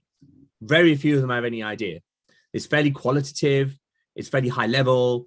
Yes, we're going to reduce, emissions by buying electric cars, or we're going to, buy renewable energy and electricity and that kind of stuff. That's what people have been doing, and absolutely, these are elements of it, but not necessarily. It's not necessarily everything. So the market problem that we're seeing is that every company has to measure and plan to reduce to net zero their carbon emissions, and they have to report that to regulators. The EU has regulation called TCFD and SFDR if you're an asset manager, and they need to enable the ability to make the decisions and how to do that. It's not just a reporting problem. So it's not just about saying, let's aggregate all the data, and the challenge is, where is the data coming from? It's also about what does that data mean? How do you apply it to a model to understand what those emissions are? And how do you actually then figure out what you're going to do to reduce them? So a very simple example, actually calculating emissions in the IT department is a really complex problem. Because if you have a large organization that has tens of data centers, they have lots of servers, tens of thousands of servers, they use cloud services, actually getting all the data to understand what those emissions are is a complex problem. So one of the things is if you buy Dell servers or HP servers, or you use the cloud, actually getting that data and understanding what's called embodied carbon, which is how much carbon was emitted on creating that product. Like if you had a Dell server, what was the carbon emissions from creating that server? And you have complex processes. So if you're getting data from multiple different systems, you have to wire those things together. I mean, it just doesn't happen simply. There's a lot of different areas where data sits. And as I'm sure some of you, most of you, all of you know, data is a big problem in most companies. They haven't solved this problem around using data in their businesses. So this is just another problem that they have to figure out. Regulations coming in. So I mentioned TCFD. I won't go what these things mean because it takes too long. There's a whole bunch of regulation. I'll talk about some of the regulation. The primary thing to remember around regulation is that companies and financial institutions have to do it. If they don't, they get fined. Or if they're not audited, the auditor won't pass their accounts. So starting 2024, auditors are going to go in, and one of the elements they're going to audit is the carbon. And being able to prove the data and where it came from to calculate anything is now going to be obligatory. So a lot of companies have been doing in the past is just sort of estimations in spreadsheets and saying these is what we think our emissions are. And they've produced these sustainability reports. I'm sure you know, if you go to any company, any large company's website, you'll find their sustainability report, which is fairly qualitative. There's no quantitative data there necessarily. So most companies haven't really done that yet. And therefore, you know, they've got a big problem because they've got to do it. They've got no choice but to do it in the next few years. And these things take time. It's not going to happen overnight. You know, it takes time to actually pull the data together. And lack of data just doesn't allow people to make the right decisions. So if you have, I go back to the Dell server example, if you buy $100 million worth of Dell servers and you replace them with lower carbon ones, how do I know which ones to buy? How do I know over what period of time I need to spend that 100 million to go from high energy consumption servers to low energy consumption servers, or configure them? You need to figure that out. The other area is around getting real data from your suppliers. So one of the things that you have to do as an enterprise is you have to bring data from third parties, because that counts towards your emissions, and you have to report that, which is called scope 3. And that's a really big problem. If you imagine all your suppliers, if you imagine company suppliers, there's tens, hundreds, if not thousands of suppliers. How do you get the data from all of them? Not just qualitative questioning. So some companies out there just answer 50 questions and say, well, it's a qualitative answer. That's not good enough anymore. You know, they have to have real data to prove that. And then finally, what we're seeing is the ability to build those sustainability applications. So it's not, and Have to get back to the and panel discussion in case there's something going on. and can you put yourself on mute? And there we go. And so what do enterprises need? You know, they need auditable data collection. So they need to show where the data came from. They need to show the lineage of data. So if you changed an emission factor, or you changed a calculation, or you changed a piece of data, you have to show why it was changed and prove that what's called the lineage, which is what are the steps it went through and how was it changed as it went through those steps. The modeling, planning, and decisioning is actually quite complex. So I mentioned the IT example, where if you've got a large company with a large estate, actually figure out how you're going to reduce those emissions. And one of the companies that we're working with, you know, they've committed in the IT department to reduce emissions by 4% per year over the next 5 or 6 years, right? And how do they make those decisions? They've got to plan it out. They've got CapEx spends, so they potentially have to spend hundreds of millions or billions of dollars over the next few years. So they have to be able to do that. And finally, the regulatory reporting has to happen. So the IT department will have to do this, and all similar to all the other departments, so procurement and supply chain and a bunch of others, they all have to do it. If you're a company with industrial factories, just imagine trying to figure out in all of your factories around the world, how the hell do you collect all the data to actually really understand what those emissions look like? So as another use case, you know, a lot of countries have carbon credits. So you have to buy carbon credits if you're polluting the atmosphere. So in the EU, there's a bunch of different regulation around that, and you have to buy carbon credits. So far, it hasn't need to be proven, but actually it will need to be proven as we go forward. So what does it really do? I mean, basically, being able to control data allows you to have better control and visibility. Control and visibility is one of the biggest things that people need to do. Without that, you're blind, right? You need accuracy and completeness, because you have to report the accurate number. If you went and talked to any enterprise and say, you told us these were emissions, prove where it came from, they wouldn't be able to tell you. And finally, you have to meet the regulatory needs of the market, but also brand perception. So the challenge is, as I'm sure you know, in fashion, for example, it's known to be a big polluter. And you know, if you buy a cotton t-shirt, how much water was used to make that cotton t-shirt is well known. That, you know, huge amounts of water is used to take cotton and create into a t-shirt. You know, people don't want to buy those kind of clothing anymore, right? And when you finish with it, where does it go? How does it recycled? How is it reused? So it's gone from just being a sort of thing we need to do every year. We need to produce an administrative report for marketing purposes and maybe some investor relations, to a one of the key parts of a business where investors, regulators, customers all want to know exactly what you're doing. So I'm going to touch a little bit on regulatory reporting. So, you know, there's actually large numbers of regulatory reporting that's done. On the left-hand side, you're talking about some reg reporting. TCFD, I mentioned briefly already, that's an EU regulation that any company over 350 employees and I think it's 30 million euro of revenue have to do. But even the smaller companies are doing it. You know, if you're a fashion brand, going back to the fashion question, if you're creating sustainable t-shirts, you want to prove that you're creating sustainable t-shirts, even if you're 10 people. Where do you get the material from? How is it made, etc., etc. There's also something called science-based targets. Science-based targets, quite an interesting one, is, you know, how does your company commit to reducing emissions in line with the 1.5 degree target, which is government, what the target is globally to do that. And a lot of companies, thousands of companies, committed to these science-based targets. If you go to science-based targets on the web, you'll find what they talk about. And there's lots of others. There's lots of regulation in different sectors. So fashion, I mentioned to you. In financial services, ESG investing is a big one. So all these companies are being pressured by their investors, and actually the banks and financial institutions are seeing it as a commercial opportunity to create, in quotes, ESG products or ESG funds. The reality is, if you go and ask them, okay, well, how are these composed? They don't necessarily know. There's a question from Manish. I'll take it at the end if you don't mind, Manish. On the other side, you know, with the same data, once you've collected the data, you can do a whole bunch of operational reporting. You can create investment portfolio strategies based upon carbon data. If you bring third-party data in, which is one of the things you need to do, you know, it's a combination of internal, external data, government data, etc. You bring in all that together and run AI modeling. So transition planning can be quite complex.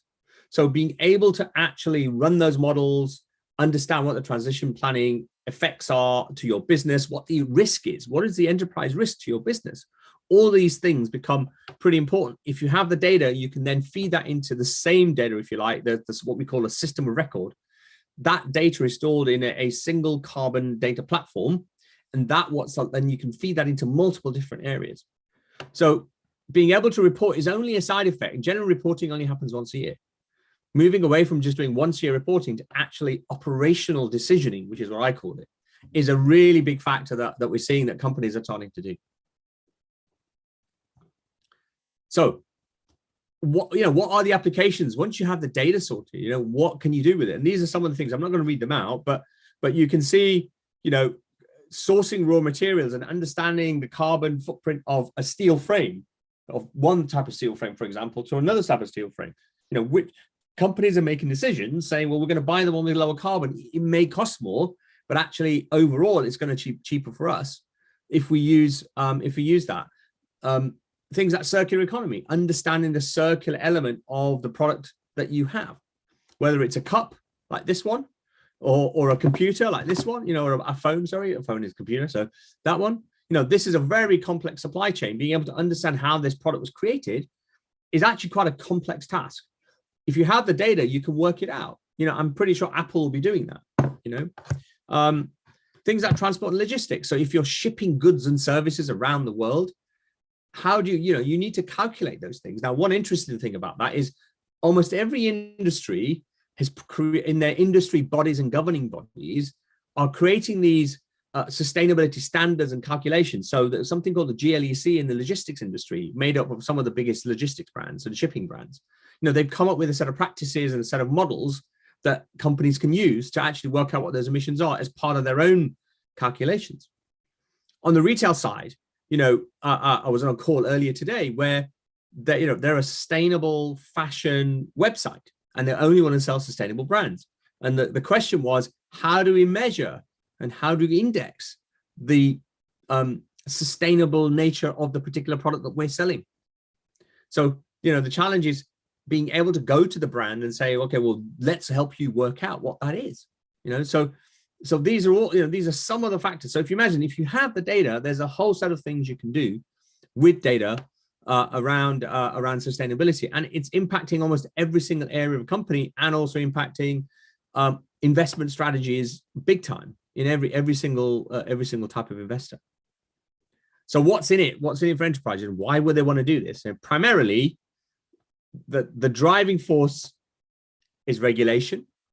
Until regulation came along, nobody really did anything, even though, yes, you know, we're being green and we're being sustainable and we're using different material. The reality was companies were pretty slow at making change. Now regulations come in, it's really forcing people to think about it. And actually now it's become front and center in terms of an agenda in most countries and in most companies. So it's not a voluntary thing anymore. Companies have to do it. If their brand wants to be around, they have to be at the forefront of this, you know. But actually there are opportunities. This is not about saying this is all a burden, a burden and an obligation. It's actually saying, well, how can we build new types of products and more sustainable products? How do we replace our, polluting products with more sustainable products? How do we build better strategies and operating models in our business to be more efficient? I mean, it's not just about sustainability. Actually, it's not a competition between being more efficient and being more sustainable. These things are aligned. Things like cutting your energy usage, being able to understand what your emissions are and planning to reduce your energy usage is something that is great for everybody, right? Why would you waste energy? And it actually will give companies a competitive edge.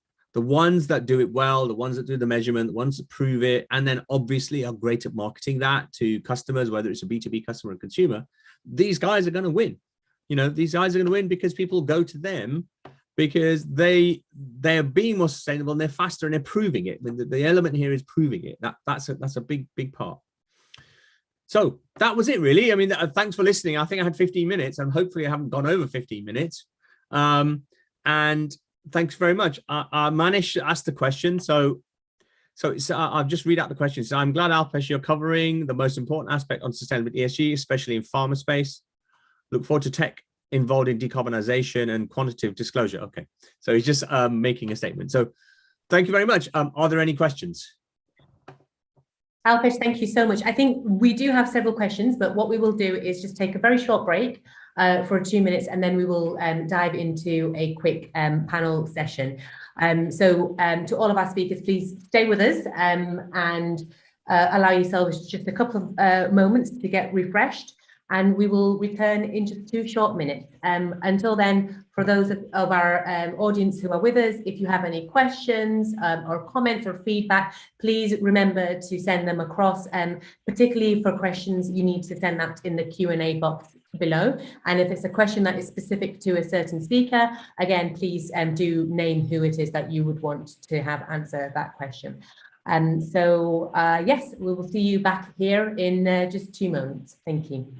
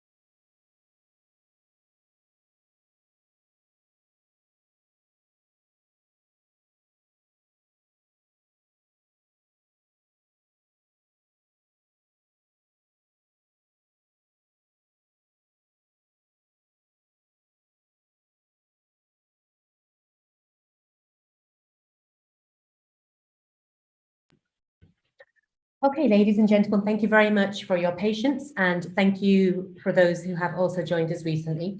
Just for your reference, this entire conference is being recorded and it will be shared with all of you shortly via an email link as well. Just to note that in the chat, we have several links and profile links as well for some of our speakers and some of the content that has also been shared as well. Okay, let's move on to our panelists. If I could kindly ask for all of our speakers today to join us with your cameras and to also unmute yourselves as well.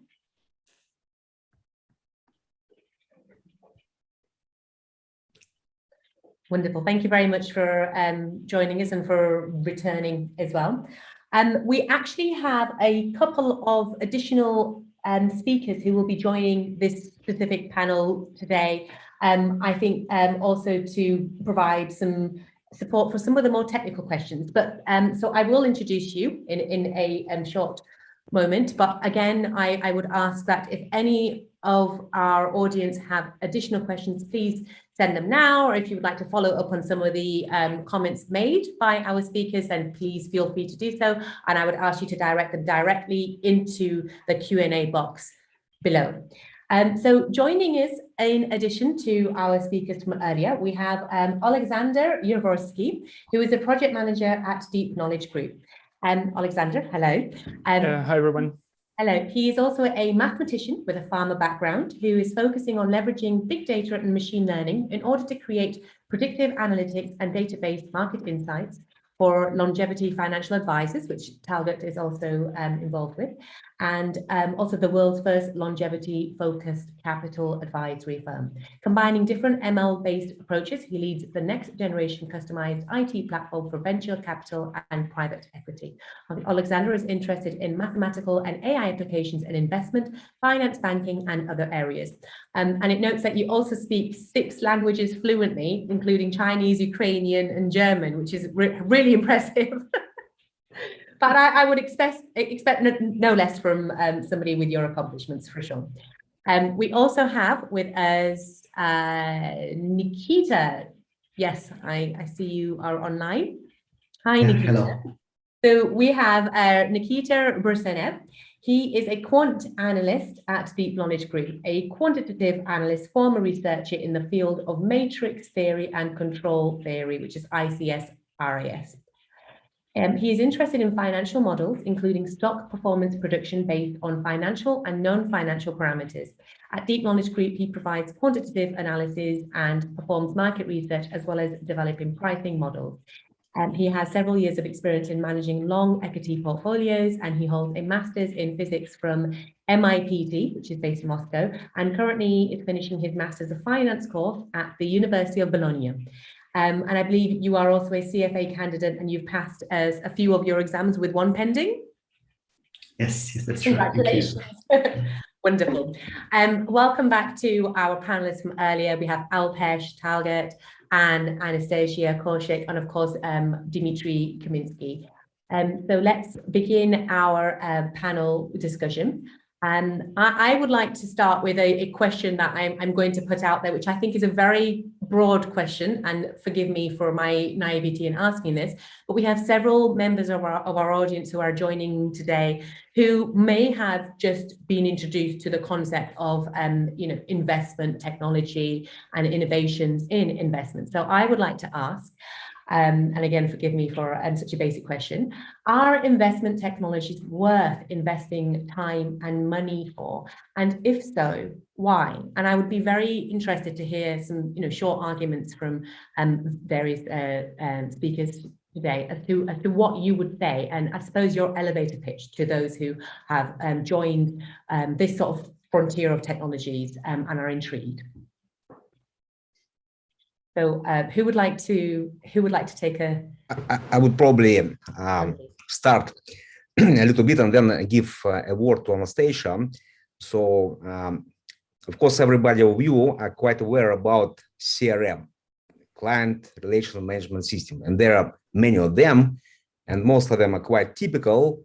And 2 years ago, actually, probably the first effort was 3 years ago, we were considering, to buy such CRM, professional CRM system, and then somehow to, a little bit adjusted towards, let's say, business development, or in the best case scenario, towards investment relations. And what we have found that actually probably 2 or 3 possible solutions, each of them either very expensive and not very much efficient, or either they're cheaper, but will require quite a lot of software programming to, design them. And eventually, we understood that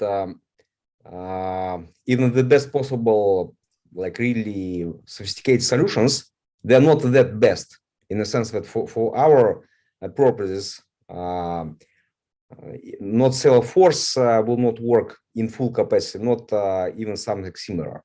In fact, they are a little bit cheaper, just less promoted systems compared with Salesforce. So we're meaning this. In our case, for our investment decision making, to design our investment strategies, we had to design our own proprietary big data ecosystem for actual investment decision making. In our case, like for our deals.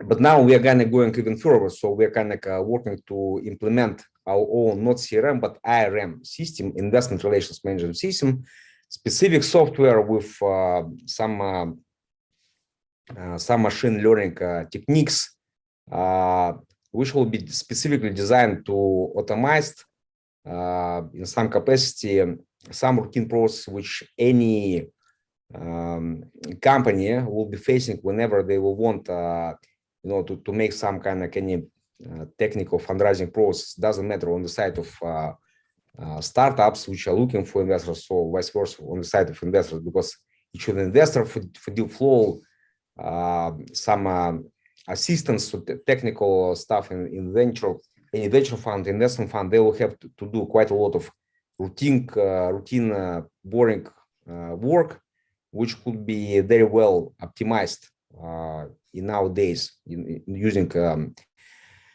specific good software solutions. So on stage, probably without too much specific details, because this is a little bit a proprietary solution, but just to iterate a little bit on the idea that whenever any 2 parties I would say, in this sense, which want to get married, but in this case to be matched, in this case between investment targets and investors.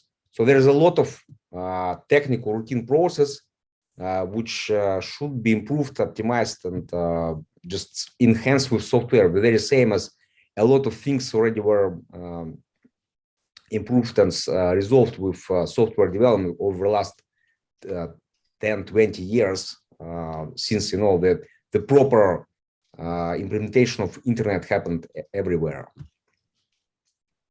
Sure, Dmitry. So thank you for the speech. And also, I would like to continue that nowadays the AI and different software solutions that allow us to find the perfect match, as well as our big data analytics dashboards, they also allow us to match the investor with the startup that he's looking for, as well as to find the contacts and to get all the information like dynamic SWOT analysis and comparing tools to compare the startup with another companies to see who is his competitors and etc. As well as nowadays you can, as I showed in my presentations, that you can use different InvestTech solutions to build your own portfolio, to compare different companies, to manage your assets, and even issue actually managed certificate using such data tool. Moreover, these days they are quite challenging for all the investors, considering the environment, the recession, and especially in these days, many investors, they are seeking for the targets where to invest in, because they need to find this way to avoid the recession of their real assets. And in this case, the usage of the new structured products like AMCs and special purpose vehicle companies could be an answer, as well as finding a good company. And in this case, we are also launching the longevity and deep tech SPV platform, where all the investors can find the perfect match, like Dmitry said, the marriage with the perfect company, as well as the company could issue its own SPV and as well as use the IRM system. So there are many approaches on how to solve all these challenges these days. Thank you. Would anybody else like to jump on that? Or to add anything in terms of the huge advantages that they feel can be brought? Yeah, I'll just add a couple of cents. AI ML is getting increasingly irreplaceable in the field of investing. There are some estimates which say now that the vast majority are in fact adopting these methods. It gives the manager an extraordinary amount of scale and scope in terms of coverage of various markets and sectors, which they can now do without having to invest in a staff of fundamental analysts who go through research reports. It's all available in data form. And so here you have the machines do it and do it in real time, which would not be the case otherwise.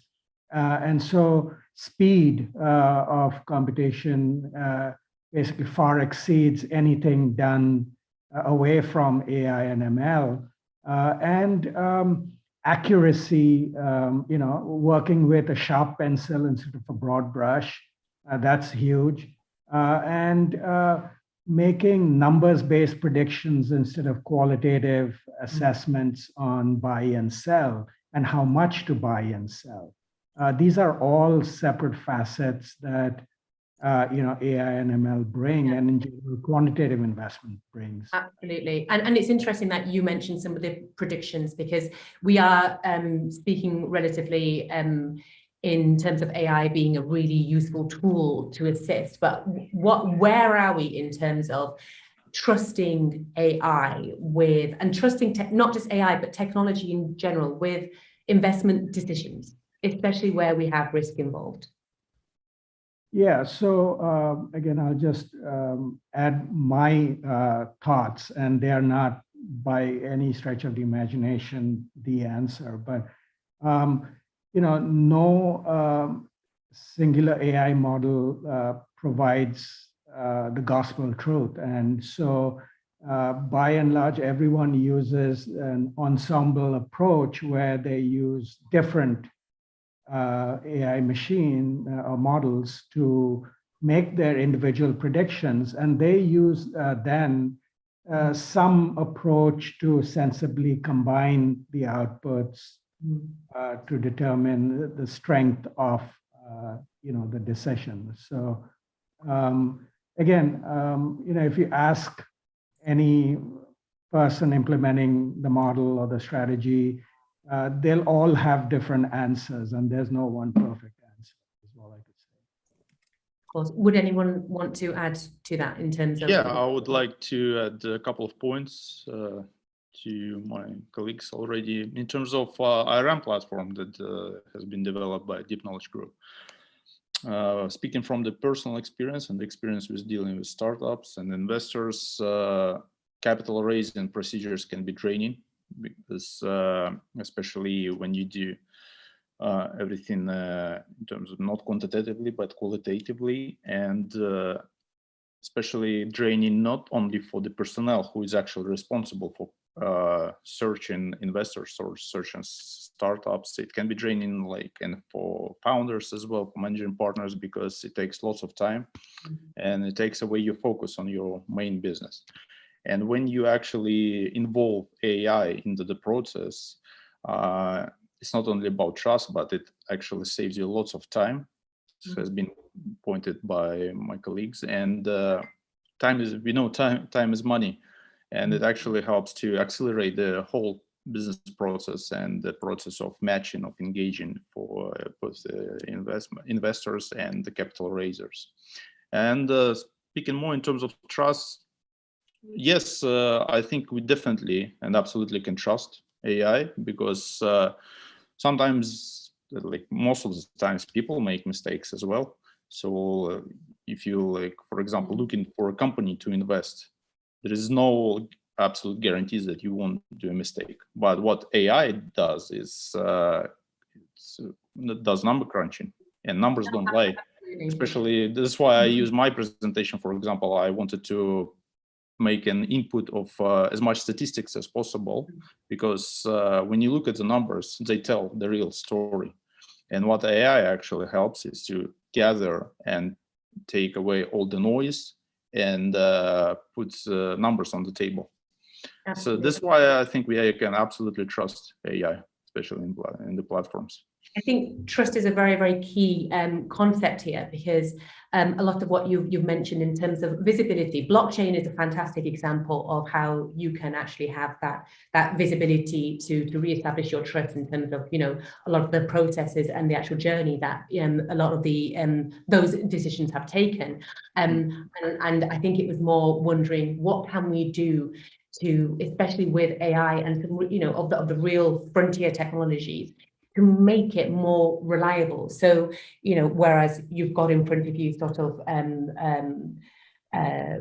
the blockchain journey and what you see and what's happened, as opposed Absolutely. to, I think it's more about how we use it. Yeah. And what can we do to make that process more reliable? And again, to allow for people to trust and to take that leap, to allow for that decision-making process to belong and to be responsible, well, to be led by AI. How can we make, you know, as technologists and as investors and people who are interested in pioneering these innovations, what can we do to ensure more reliability behind these products?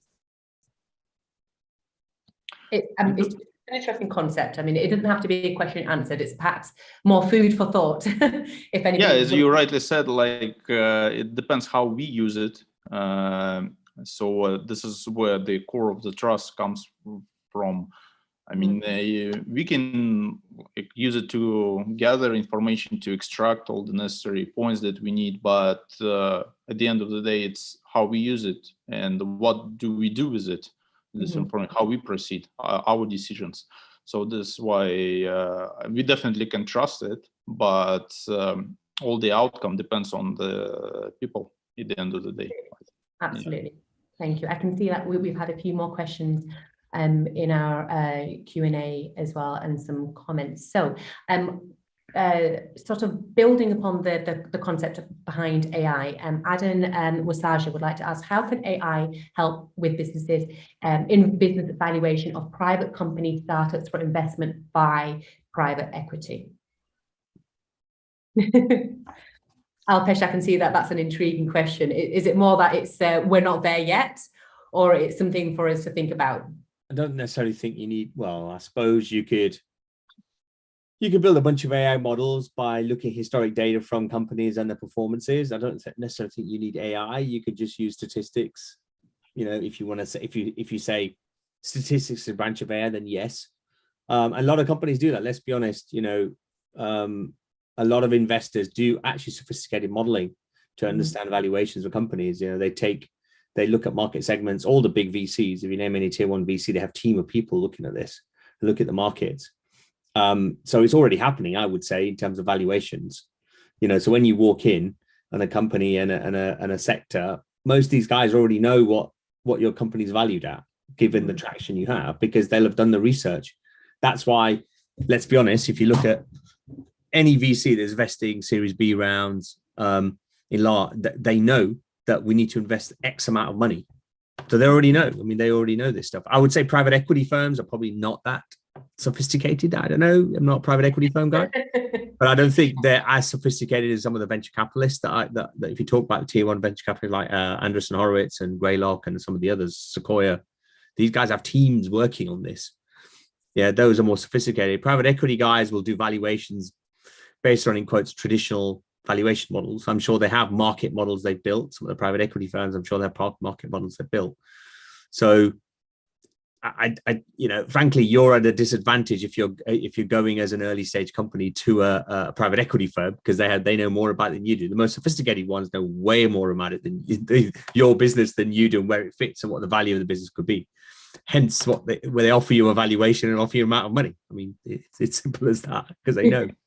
Would anybody else like to comment on that? Yeah, private equity basically has a longer time horizon, and so maybe is not best suited as an application as compared to, say, a hedge fund strategy where, tomorrow's performance counts, and then, this month's performance counts on the back of tomorrow's performance. So that's where, AI can really stand out and differentiate itself. Okay, well, interesting. We have had I'd say it's a rather bold statement. So I'm curious to have you either agree or disagree, panelists and speakers. And from Vijay Kumar Mishra, we can't say that AI is always right. This is the human who builds AI models. So only reproducible and rigorously tested models can be thought to use. Do we agree or do we disagree? Or is it not that simple?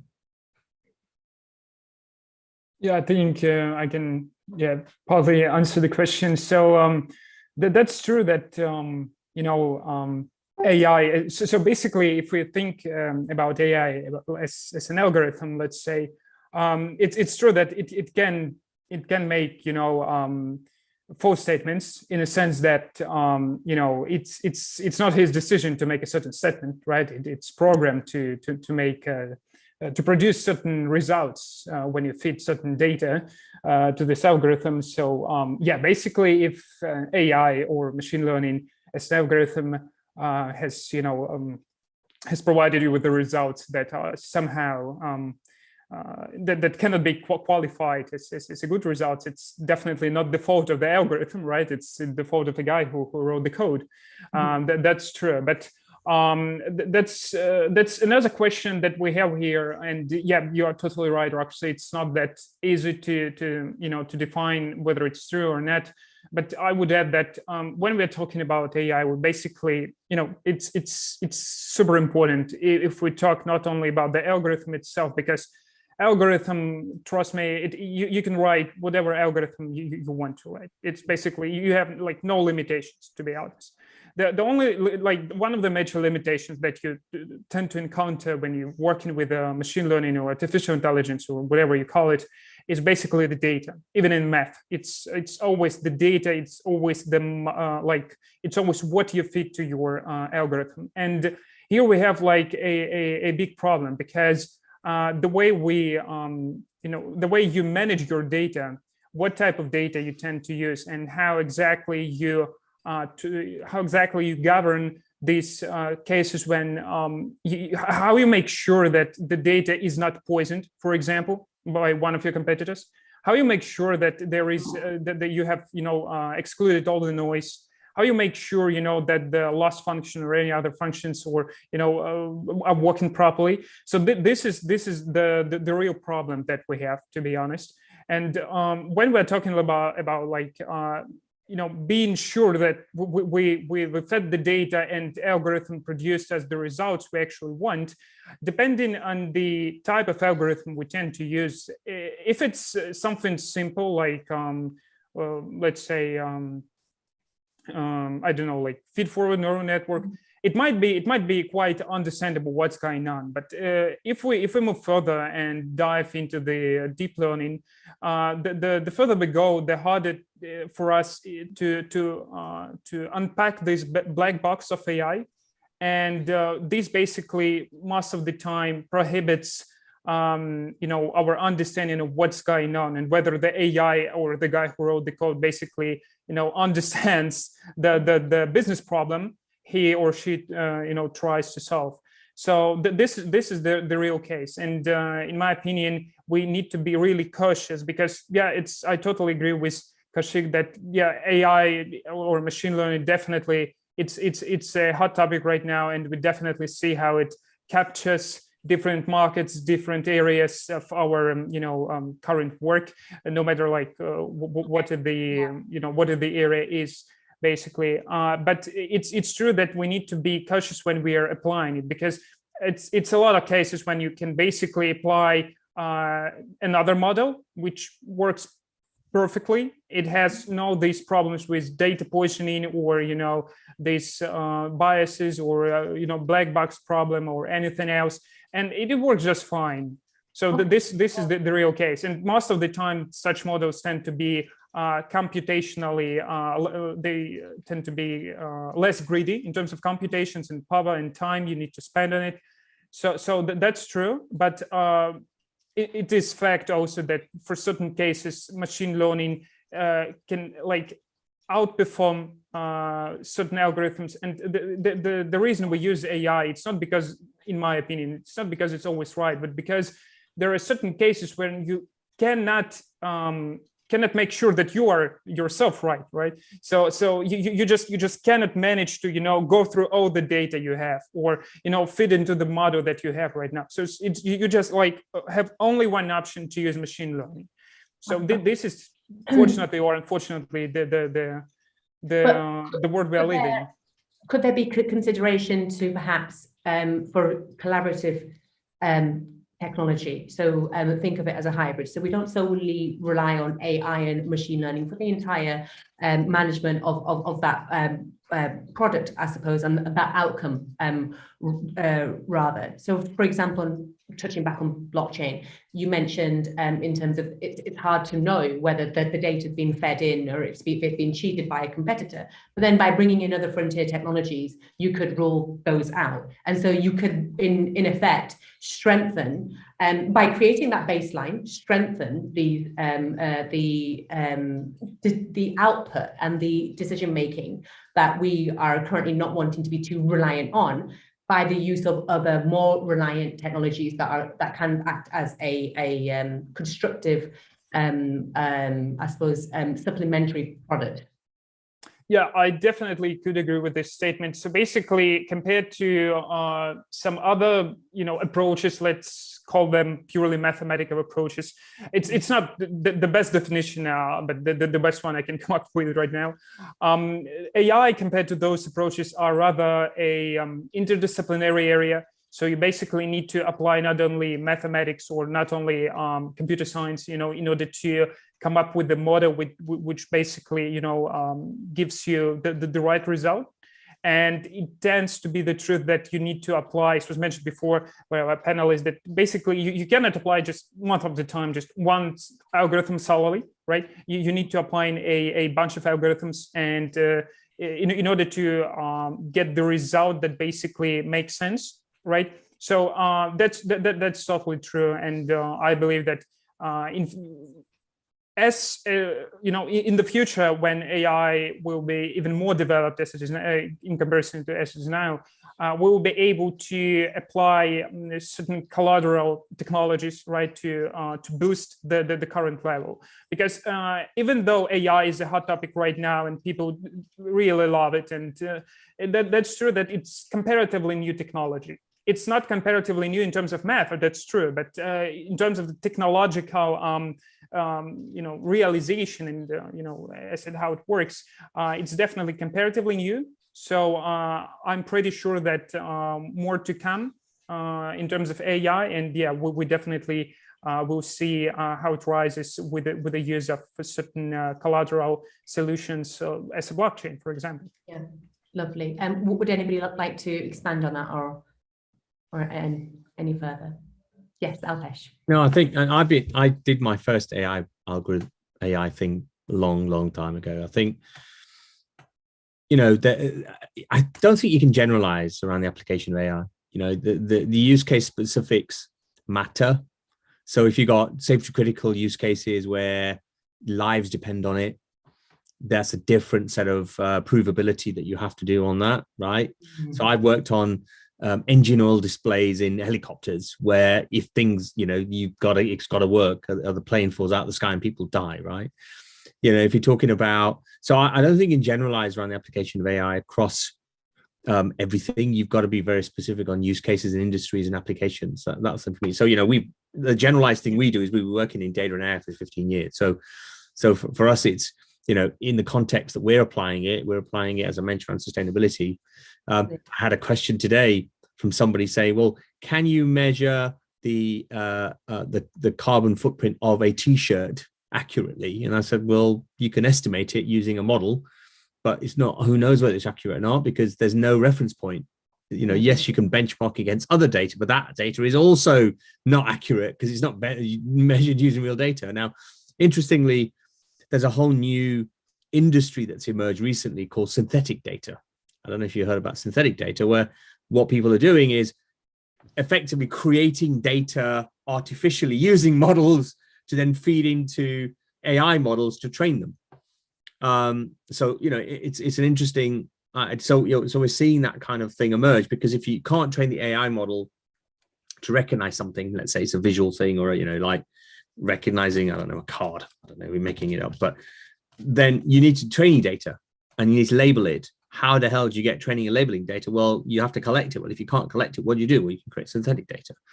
The other thing around, so that's one point. The second point I would say is that AI is just very early in most organizations. If you go, however much the hype says AI is everywhere, the reality is, you go to most companies, they have point solutions around one little use case that they've implemented.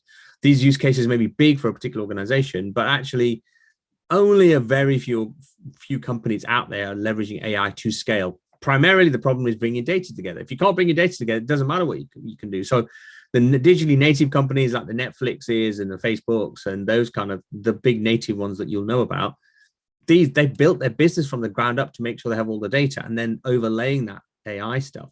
So operationally, there isn't that idea around having that data. What I think is going to happen, and it's going to take years, and most companies, is that AI layer, the data layer and AI layer across a business, and then, you know, these point solutions integrating to that layer. Because at the moment, all these companies are coming out with different AI. Say, I've got a model for computer vision, I've got a model for, I don't know, financial calculations, and there's hundreds of these little companies building a point solution for one thing, but the data set they need to use is the same. Well, they say, well, give us your data and we'll run the AI on it. So, well, I don't want to give you my data because my data is all over the place in my organization, and I need you to overlay your model into my data, not the other way around. So that's the biggest operational challenge that I see, is that AI to scale needs things turning the other way around, not these little companies building models and saying, hey, I can do this with this particular model, but actually bringing those layers of the stack together into an enterprise and then overlaying, operationalizing how AI is going to work in a business. And the digital native companies already do it. That's why they're so far ahead. Most companies are nowhere near doing that. So there you go. There are a couple of points I thought I would make. But there's plenty of room for improvement, just not right now. It's down the line, I think, essentially. I think with what we're all agreeing on is it's there, but it's just not quite right. Okay, so let's move on to, I think let's move off from AI and going back to the questions. So let's, we've had a few comments and questions from Manish Biani. And let's talk about ESG.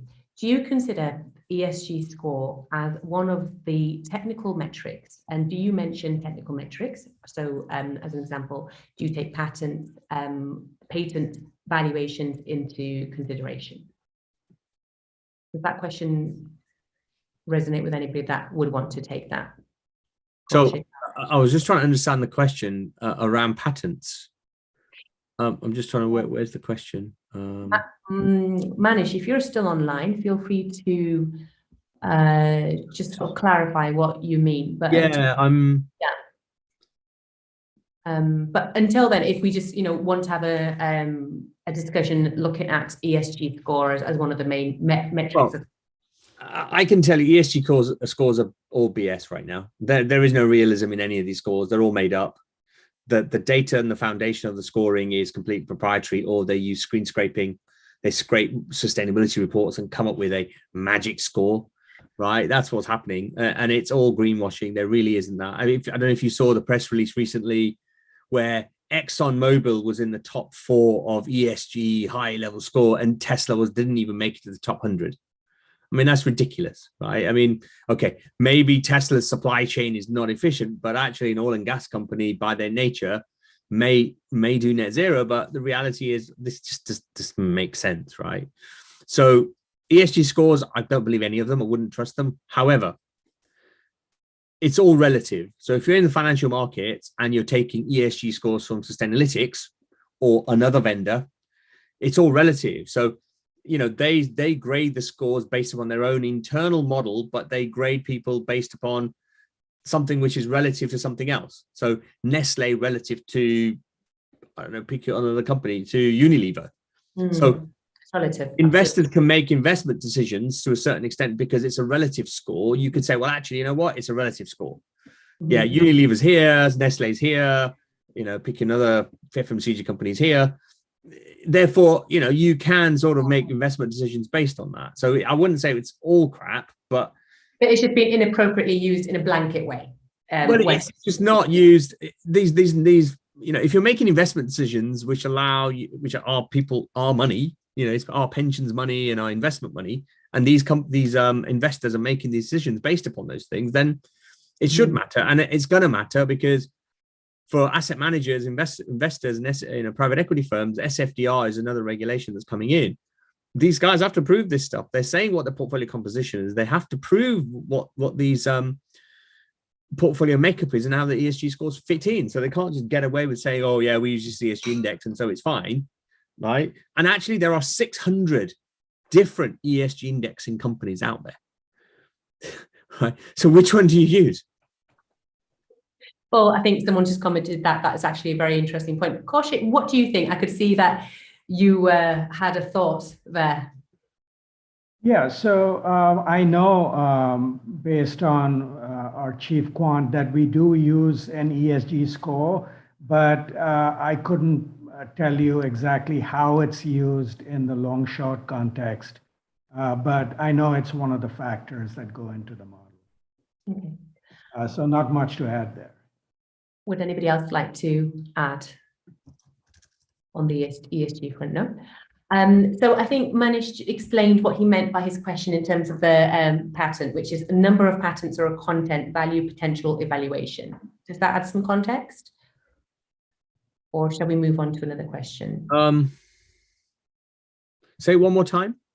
So his question was, for example, do you take patent valuations into consideration? And he expanded that the patent meaning the number of patents or content, the value potential, is the evaluation. So it depends on the patent, right? So if it's a patent related to reducing emissions or being making the supply chain more efficient, to reduce emissions, or creating a bio product based upon that, I think Manish is in the pharmaceutical industry, building a patents around those areas. Yes, there's value in that around ESG, absolutely, because you're creating value and technology which directly will reduce emissions.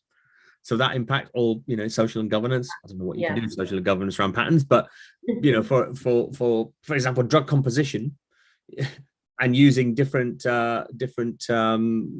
ingredients to make a drug, and you created a patent around that which adds a sustainability element. Yeah, absolutely. I can see that of being value, and the ESG calculation on that could have an impact on valuation. Absolutely.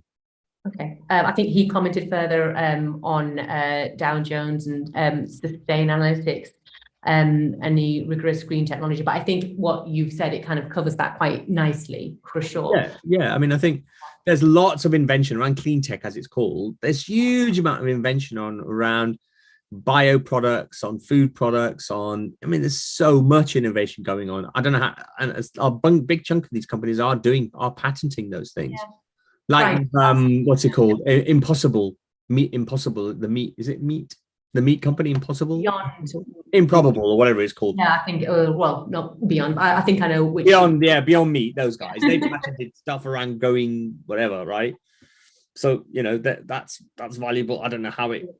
Funnily enough, we will be touching upon that we have a conference next week on sustainability and food tech, which is on I think the 6th or the 7th of June, but I will double check.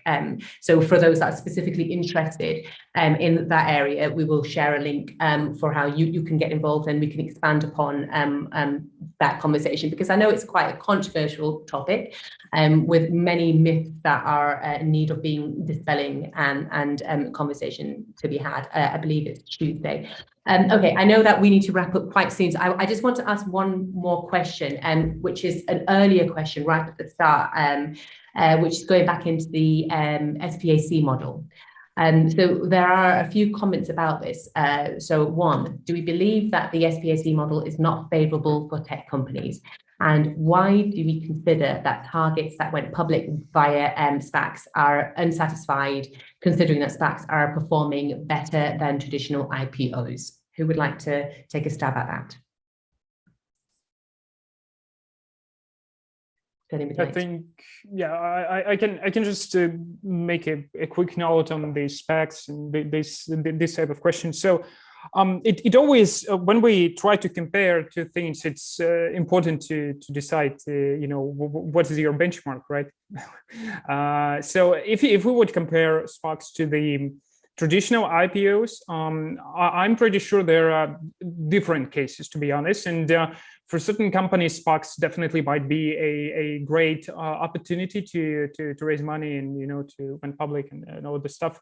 But from the whole, I mean, personally, I'm not that like the whole idea of early stage companies going public, because in many cases, if it's a pharma company, at least right now, we have this problem where company they tend to not to get that much attention to their technology, right?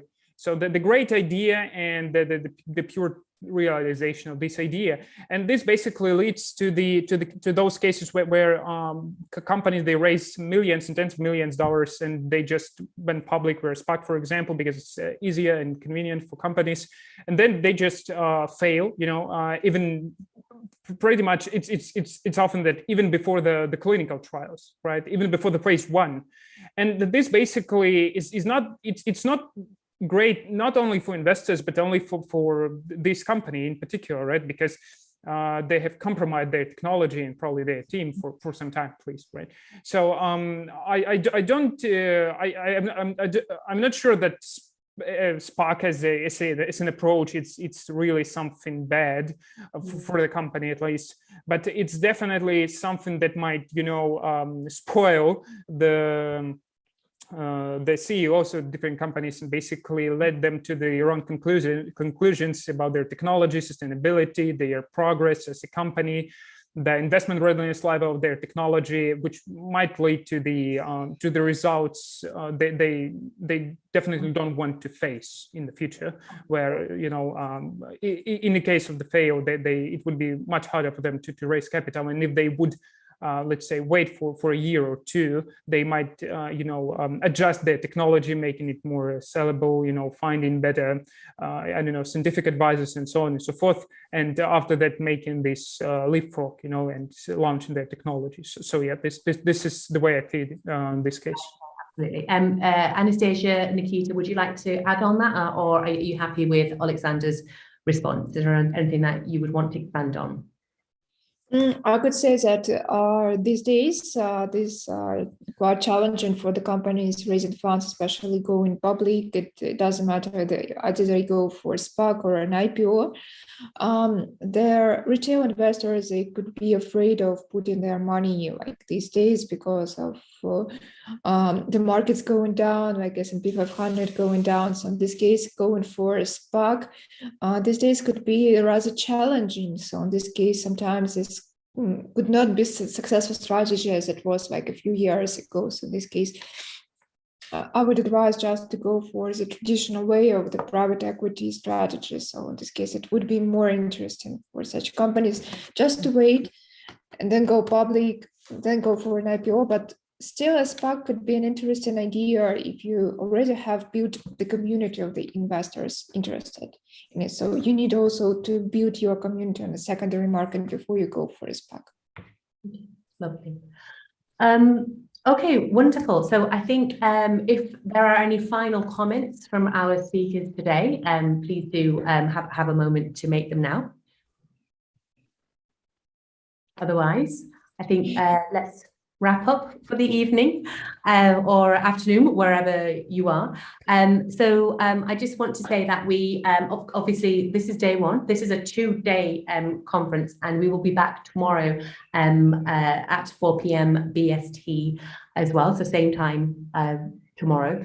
And please do feel free to join. And if you have had some thoughts about the content that you've reviewed today, then you will have an opportunity to possibly, ask us about that again tomorrow. I just want to say a special thanks to the person who is behind the Deep Knowledge Group icon here, which is Katrina Marilich, who has basically been organising and driving the session today. I think we briefly heard your voice earlier, so thank you very much to Katrina for managing this event and for also managing the chat and the Q&A, along with Tanya Bell as well.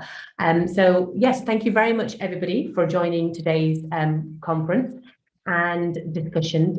So again, we have recorded this session. It will be made available to all of our attendees today. You will receive an email hopefully quite soon.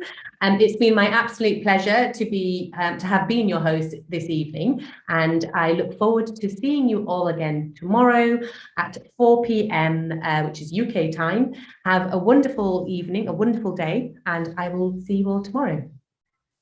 Good, Roxy.